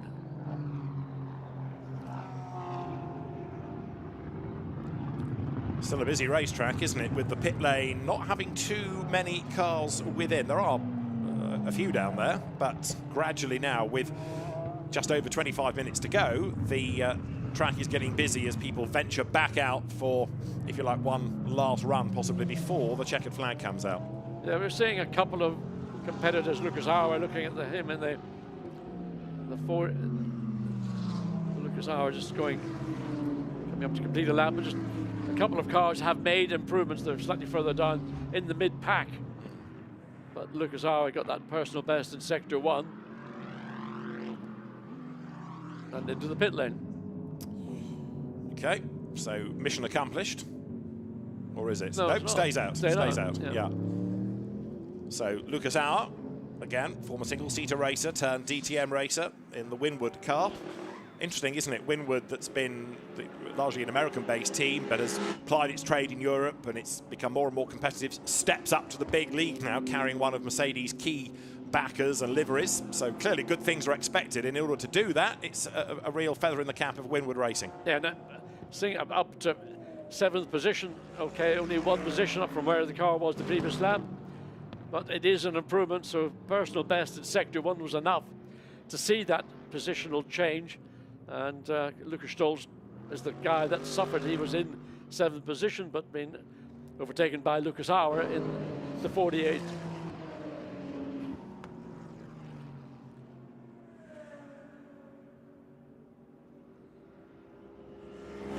So Lucas Auer actually here with the road to himself. There's a bit of traffic up the road, but this straight that's about a kilometre and a half long. Goes on and on and on. David, you know you ran the track, I think. I did, yes, on Thursday. And it's a long old schlep, that. And here it starts to climb as well. But once you've broken the back of the lap here, then you're almost at the end. But yes, there is that little climb up towards Senior, through which Lucas Auer now turns. The nephew of Gerhard Berger comes towards Le Beausset through that right-hander. Back on the power once again. This car now 7th, Lucas Auer having improved his lap time last time through. Just looking out of our timing and scoring, I thought of seeing a drone. We've got 2 drones operating here this weekend, but it's not. It's one of those sort of little gyrocopter things, just literally at track level, but off the racetrack. Of course, there is an airport here at Paul Ricard, and it's used for private traffic and occasional others that drop by. Number 991 BMW, which we haven't really seen, but just to touch on ever so briefly, it's the Century Motorsport, Darren Lung, Toby Sowery, Jake Dennis BMW has just had to serve a 10-minute stop and go, which I rather fear was for track limits, but a 10-minute stop-go serve. The car is back out on track. Lucas Auer, though, has managed to time this seemingly to perfection, because still he's not caught the traffic. And that car has now jumped up from 7th into 4th position, so Lucas Auer doing good job coming up to the tail end. We've got another 24 or so, 23 minutes remaining. And the weird thing about that last lap was that none of the sectors were improvements, but good enough and consistent enough a lap for it to be an improvement. Explain, because I can't. If you haven't got an improvement in your sector times, how can you improve your overall lap time? Indeed, but he is, I think it's just the fact that they were all good and consistent, and rather than it being sort of a bit peaky, with one really good and one really bad, they were just very good, consistent all across the lap. And add it together, it was an improvement up to 4th. Right, Marcello up in Sector 1, down in Sector 2. So I think everybody will be watching what Marcello does in the 46 BMW to see whether he can bring a magic to that car, help with Valentino Rossi's ongoing development. And of course, Maxime Martin, so much experience, so much knowledge, particularly in BMWs. I suppose WRT's dream situation for that car is that Valentino is at the level where the driver coaching is making less input than it would have done, say, 2 years ago, and the drivers, all 3 of them, can have an input in the car and into lap times, rather than, for example, Maxime Martin having to try and help bring on Valentino. And after, like we've been saying, after 2 years of GT3 racing, he's done a lot of mileage, so he's at a different level than he was when he started. Well, I think the area where I think Valentino has improved is his pace. Yeah. He's at a pace now which is comparable to his teammates. The area where Marcello and Maxime Martin may still have a little bit more of an advantage would be this pure race knowledge, skill, whatever. So running on your own is one thing. Running in traffic and knowing how to make use of traffic, and sometimes having to be a little bit forceful, that's the other area where you can only develop over a period of time. This lap for Marcello a little bit slower in sectors 1 and 2, with 21 minutes on the clock still. Got 1 or 2 more cars being clocked for speeding in the pit lane, but Marcello on track now makes the decision as to whether to stay out and go for another lap or whether to come into the pit lane. He's got number 8 Ferrari ahead just up the road, so in a moment we'll see as he heads towards the end of the lap what he intends to do. And Raffaele Marciello is going to stay out and try and dive bomb the Ferrari coming into Virage Dupont. Job done. Goes through, gets track position, and then comes up towards the timing line. So 20th at the moment, BMW number 46. Raffaele Marciello will break the beam, not going any faster. Number 188 McLaren is currently 3rd. James Cottingham at the wheel. Adam Smalley has been out in the car already this morning, and Adam's with Antonia. Adam, welcome to GT World Challenge. How are you finding it so far? Yeah, so far so good. Yeah, I'm kind of in the deep end here. Obviously in Carrera Cup last year, my first season GT racing. But the Garage 59 teams seem fantastic so far. First impressions, it's busy. There's 60 cars on track. I'm finding my feet, but yeah, so far we seem quite good and competitive. So yeah, I'm looking forward to the rest of the weekend. Yeah, you're running quite high up the order. Do you think that's representative of race pace? Yeah, I mean, P3 at the moment, we seem quite strong. Louis did a fantastic job. I was a little bit behind him, 10th off him.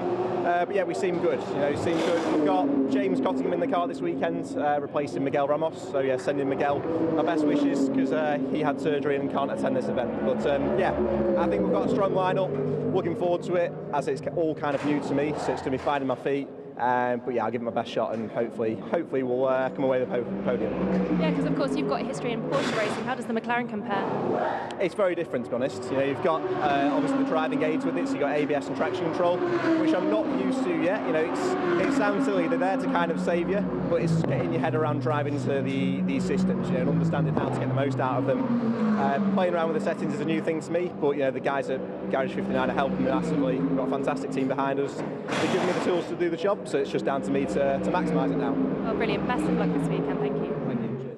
Adam Smalley, last year's Carrera Cup GB champion. He spent 2 years as the Porsche GB Junior. I'll come back to that car in a moment once we've just looked at this lock-up in super slow-mo. Carl's getting away with it. Just in the background of that shot, you may have spotted Stefan Ortelli, who is here looking after Louis Pret, who was, as Adam acknowledged, very quick early on in the session, and Miguel Ramos having to stand down this weekend because of ill health. So it is James Cottingham who takes over. James racing with Garage 59 in the World Endurance Championship, and therefore a good fit, as he knows about GT3 cars, having raced in British GT already, coming into the team for this weekend here. But it's rather a one-off. Whether we'll see much of James over the year in Fanatec GT remains to be seen. Back on track, Audi goes through, Mercedes comes towards us, and Rui Miojas here, the Israeli driver at the wheel of the Boutsen car, which is the fastest, through turn 7. Interesting. Turn 7, 203 kilometers per hour, and that's up at Scene. So that's a pretty good pace. That's 125-ish miles per hour. And that'll be at the apex of the corner. So considering these cars are doing up to 280 kilometers per hour up into Scene. So that's why we're hearing the lift, and maybe in some cases a downshift. Charles Weerts, in the meantime, has just gone 9th quickest, just watching on timing and scoring in the 32 BMW. So number 10 Mercedes then rumbles through, 10th fastest, having just dropped behind the flying Charles Weerts. So Boutsen VDS switching to the Mercedes ranks for this year. It's going to be the Boutsen team for whom Jules Gounon drives in sprint. It's going to be interesting as well as we look at 93. Now, it was Jonathan Hui behind the wheel when we last looked. It still is. So Jonathan Hui is 22nd in the times. Did do an improved sector last lap, but we'll see what he can do on this lap. Sky Ferrari, this is the view from on board. Comes towards the end of the lap, heading now through Galabin, up towards the Virage de la Tour and to the pit lane. Yeah. So just, again, going through the motions, that car 22nd, as you mentioned, just behind the 21 Audi of Gilles Mingus, and then Raffaelli rounds out the top 20 in the number 46 BMW. I think I'm surprised the 46 BMW is where it is when you consider what the 98 BMW, the Rover Racing car, did, and the 998 Rover Racing, the quickest of the WRT BMWs, is currently in 9th. Charles Weerts having just eclipsed. And there we go. Listen to the rumble. Red Verviche at the wheel. Here he comes. Oh, that's proper, isn't it? That is wonderful. Charles Weerts up to 2nd then, so he goes top BMW, and Fred Verviche comes across the line 42nd. So that car still with time to find. He is currently 11 tenths off the top time, but that's enough to put you 42nd. That shows how close it all is. The last time we touched on this, it was the top 30 covered by less than a second. Now it's the, you ready? The top 38. 38 cars all within a second of each other. Outrageous. I mean, there's got to be a penalty somewhere. How can 38 cars be within 1 second? Charles Weerts, absolute best in the first sector. He's on the Mistral. So Jules Gounon goes to the top of the times now. Number 2 Mercedes on a 1 minute 53.9. So all of a sudden things are happening, aren't they, in these final 15 minutes? I think the boys are getting the toys. You ready? Yeah. I think that the toy might be fresh bits of Pirelli rubber. He's lost time, a fraction of time in that middle sector, but it's still, I think, overall up on where the current third time for this 32 BMW is, but will it be quick enough to challenge the time Jules Gounod has just established, a 1:53.912. Might find himself second quickest and take the position. Currently the 60 Mercedes is holding, so it was Verts got to complete the lap. He is.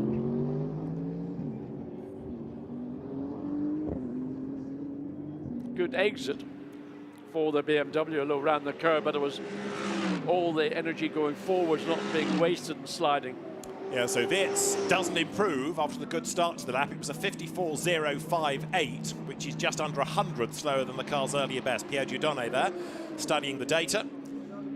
Former journalist, very experienced and successful touring car racer, and part of the Brains Trust at WRT. It's like a who's who of Belgian motor racing. Was actually a teammate of mine, I think, way back in 1972 in the Bang & Olufsen sponsored Surtees, I believe. I need to check the records, but anyway, a very, very important part of the whole WRT operation these days. Absolutely, absolutely. 96 Porsche next to the line to attract attention. The Rutronic car in the distinctive yellow and blue colours. That's the Andlauer Niederhauser Müller car. Through it goes. And where is it? 22nd in the times then, or thereabouts. With things shuffling. And we've had a spin, we understand, from number 66. Now that is the Audi of Mukovoz, Matt Hofer, Dylan Pereira. Julian Andlauer up to 17th. But number 66 Audi has had a spin at turn 2 and rejoined. Right, it's getting busy, and people are certainly pushing. Gounod, as I say, is the fastest. He's now pitted, having put down that marker to everybody else.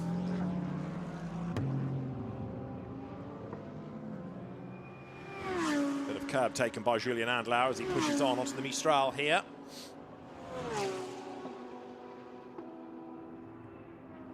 I was going to say the roar of the flat six, but it actually sounds a lot more muted when you compare the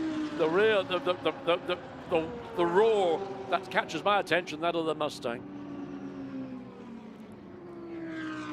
Andlauer up towards Senior here.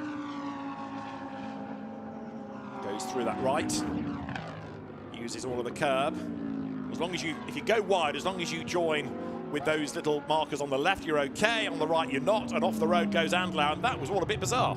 Yes, it just, I mean, you'd almost think that was a loss of concentration. Now, there was maybe other issues. He might have been looking down at something in the cockpit, I don't know. But, I mean, that is not a normal part of the racetrack you'd expect Andlauer using.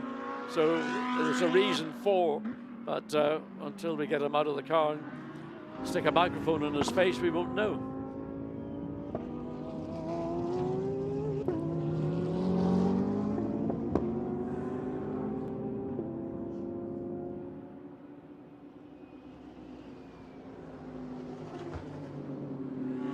So with 11 minutes on the clock, there is number 96, Julian Andlauer, after that little wobble. And there, number 46, BMW, Maxime Martin at the wheel of it. Christian Engelhardt pounds past him. 11th quickies now, number 163, Lamborghini. I think there might have been a dive bottom. No, there's not. There's a big, big lock up right front, and that's going to be flat spotted. That's well and truly that that right front tire. So what was Maxime Martin doing? That's, again, a driver of his experience. I wouldn't expect to see that. Now, certainly Christian Engelhardt coming up quickly behind him. I don't think there's any level of distraction on the part of Maxime Martin, but anyway, that's one right front tire that'll be consigned to the bin. Yeah, he's still circulating, as you can see in the background, but rather odd. I don't think the pace is quite what it was. Maxime Martin, I would expect, will go for the pit lane this time. I think he'll have a big flat spot. There'll be vibration coming through the steering wheel, and the flat-spotted race tire can set up a huge amount of vibration that almost is damaging to the car. A wide line from Engelhardt. Again, maybe is he making his way back into the pits? That was off what I would consider to be optimum exit. And he's going to continue on, but he hasn't seen improvements in the first two sectors on this current lap in 11th place overall. So Christian Engelhardt down in sectors 1 and 2, comes across the line, stays 11th. Into the final 10 minutes of this 2-hour free practice period, slightly longer this year.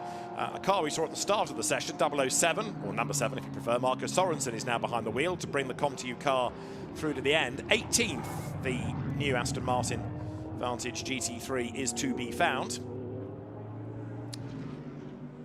Nicky Team, like Marco Sorensen, part of the fabled Dane train that Aston Martin had a few seasons back. Look, I mentioned for the rear wing, the overhang, and that of the tail of the diffuser at the back. And I think when we saw the what was it, the 21 Aston Martin off track, damage to the wing, I suspect, looking at the rear, you can see how exposed the diffuser is. It's literally under the rear wing.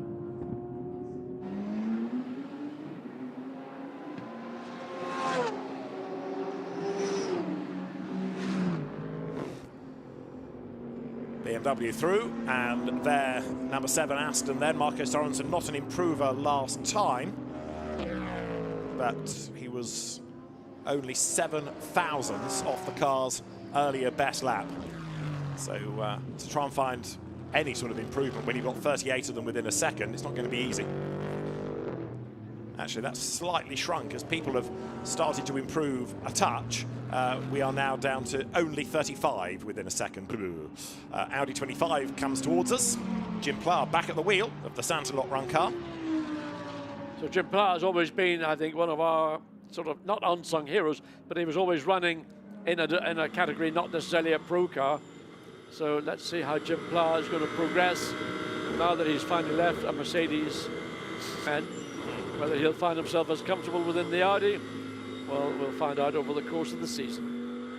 And indeed, where is the Audi in the pecking order relative to the other brands? You know, is it still running at the pace that it did last year, and have others moved on, or can Santalot find anything else in the car to just find another bit of time? Well, currently, this car we're riding with, Jim Pla, number 25 Audi, is the quickest of the Audi brands. So right now, they're just outside the top 20, which would indicate at face value, have they lost pace? Well, I don't think they've lost pace. I think we're seeing just a team with all the experience Santalot has going through the process.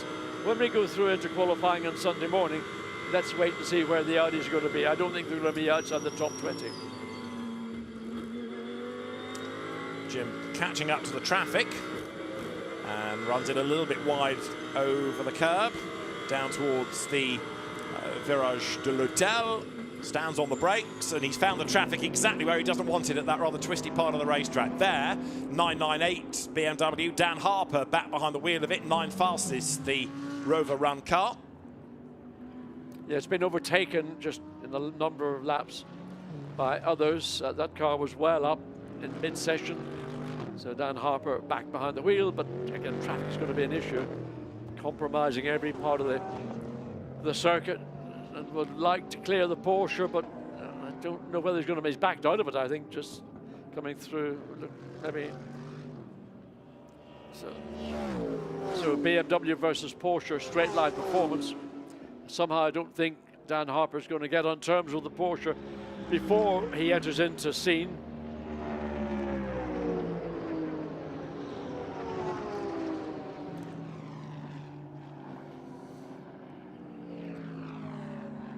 So very, very few in the pit lane at the moment, as you can understand. Everybody going out for one last push before we get to the checkered flag. Dan Harper wide at senior. The car just hops and steps back towards the road. Like Adam Smalley, another former Carrera Cup GB champion. And he's got the Porsche ahead. He's got another of the BMWs up the road, but it's a WRT car. So Dan Harper, who, having been a BMW junior, then stepped up to the ranks as a fully fledged factory driver, won British GT last year. The man who won it with, Darren Lung, is in the entry, but in a different car, the Century Run BMW. And Dan got a late call to return to British GT for the opening rounds at Alton Park just under a week ago. So the BMW looks to be the quicker of the two brands in the technical part of the racetrack, but on the straight, you can see the Porsche stretches its legs, and no matter what Dan Harper can do, a big lock up there going into turn 1 by the looks of things as we have a little look down into the, of course, the team. Vincent Abril. Yeah. Not looking terribly pleased with life. I think everybody now, when they start to look at lap times, are getting a real indication of just how intense a fight this is going to be. And really, because it's only free practice, we've dwelt on the overall order, but then you start to break that down into the class battles, and it's even tighter. Here, Matteo Cairoli through on the inside, almost running out of room at La Beauce. Cairoli switching from Porsches, in which he made his name, to Lamborghini for this year. Yes, and a very competitive car with Bertolotti and Caldarelli. So they're on Link's Lamborghini. So Cairoli, I mean, whether is this a step upwards, sideways, coming out of a winning Porsche into a winning Lamborghini. So into the final turn. Watch the exit, don't run too much to the curb, you get the car straightened up as quickly as possible. Christopher Haase, by the way, has now gone quickest of the Audis, up to 14th. He was 22nd a while ago, so he's made progress for the Audi brand, and that is the quickest Audi and the only one currently in the top 20.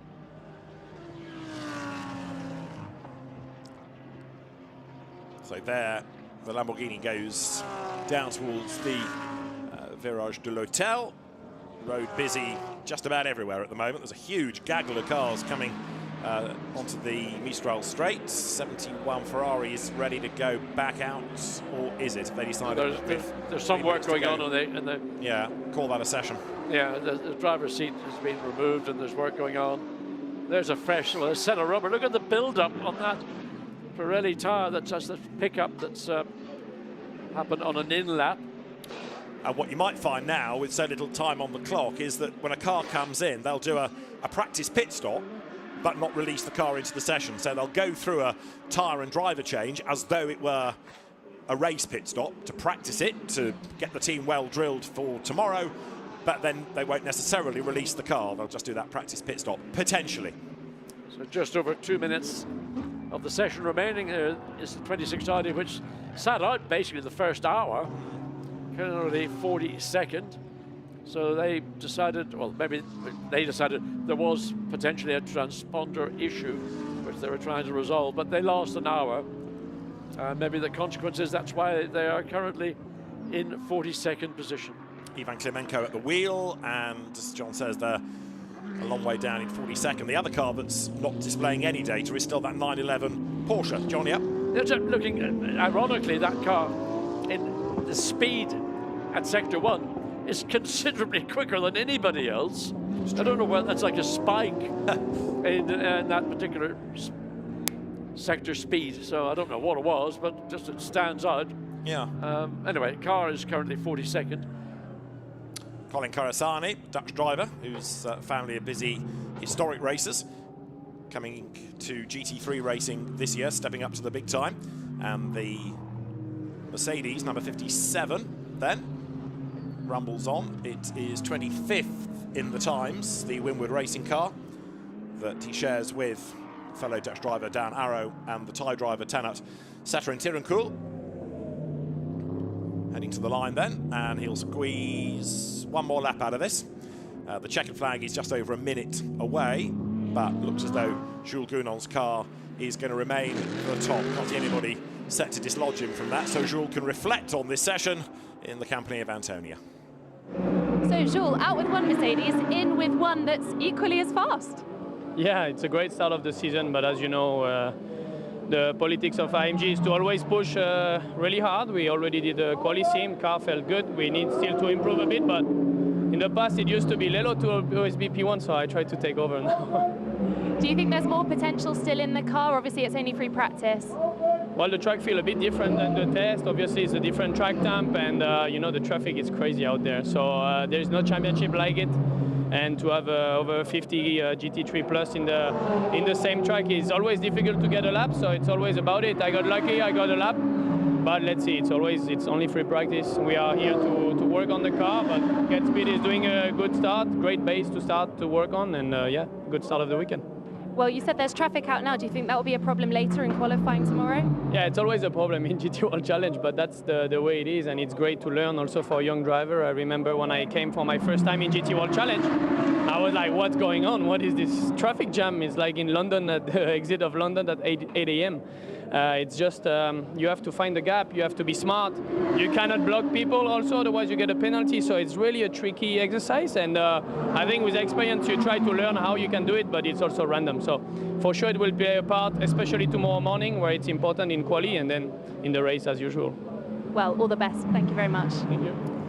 So Jules Gounon starts his season with the top time in free practice from that car. So it's a Mercedes AMG 1-2, get speed ahead of 2Cs. Issa Al Khalifa is going to bring this car to the end of the session. So 2 Mercedes, 2 BMWs, then a McLaren, a Mercedes, a Ferrari, a Porsche, a BMW, and a Mercedes to round out the top 10. Yes, pretty much dominance from the 2 German brands, BMW and Mercedes, then McLaren, and then another Mercedes, and then first of the Ferraris, all the way down in 7th position. But this is now, and then we have another pre-qualifying session later this afternoon. We'll get maybe a different set of positions, and ultimately it's all about coming in early hours on Sunday morning for qualifying, and a third set of results which won't bear any resemblance to what we see here now. Probably will to some degree with people like Gounon and Weerts and others who are right now at the sharp end of the grid. They're more than likely going to be the people that will be at that front end going into the 3 hours on Sunday afternoon. So the flag is out as you look at James Cottingham, who has taken the flag, coming to the pit lane. But yes, that point Jules Gounon making about just how crowded a house it is. Anybody that's new to GT racing, and there are lots of newcomers, are going to find that a real drama, particularly in qualifying, where you've got relatively little time in order to set that lap, and it's down to the team in a way to release you at the ideal moment. It is, but that's where experience, those that have been doing this for years, that's where their knowledge and understanding of how to make traffic work for them. People like Jules Gounon and many others have been there, done it, almost written the book. So being quick individually is one element, but being quick consistently in traffic where you're having to work your way through slower cars, cars of different classes, having their own battles, that's where the skill of GT racing really will come to its fore. So there is the fastest car from the session.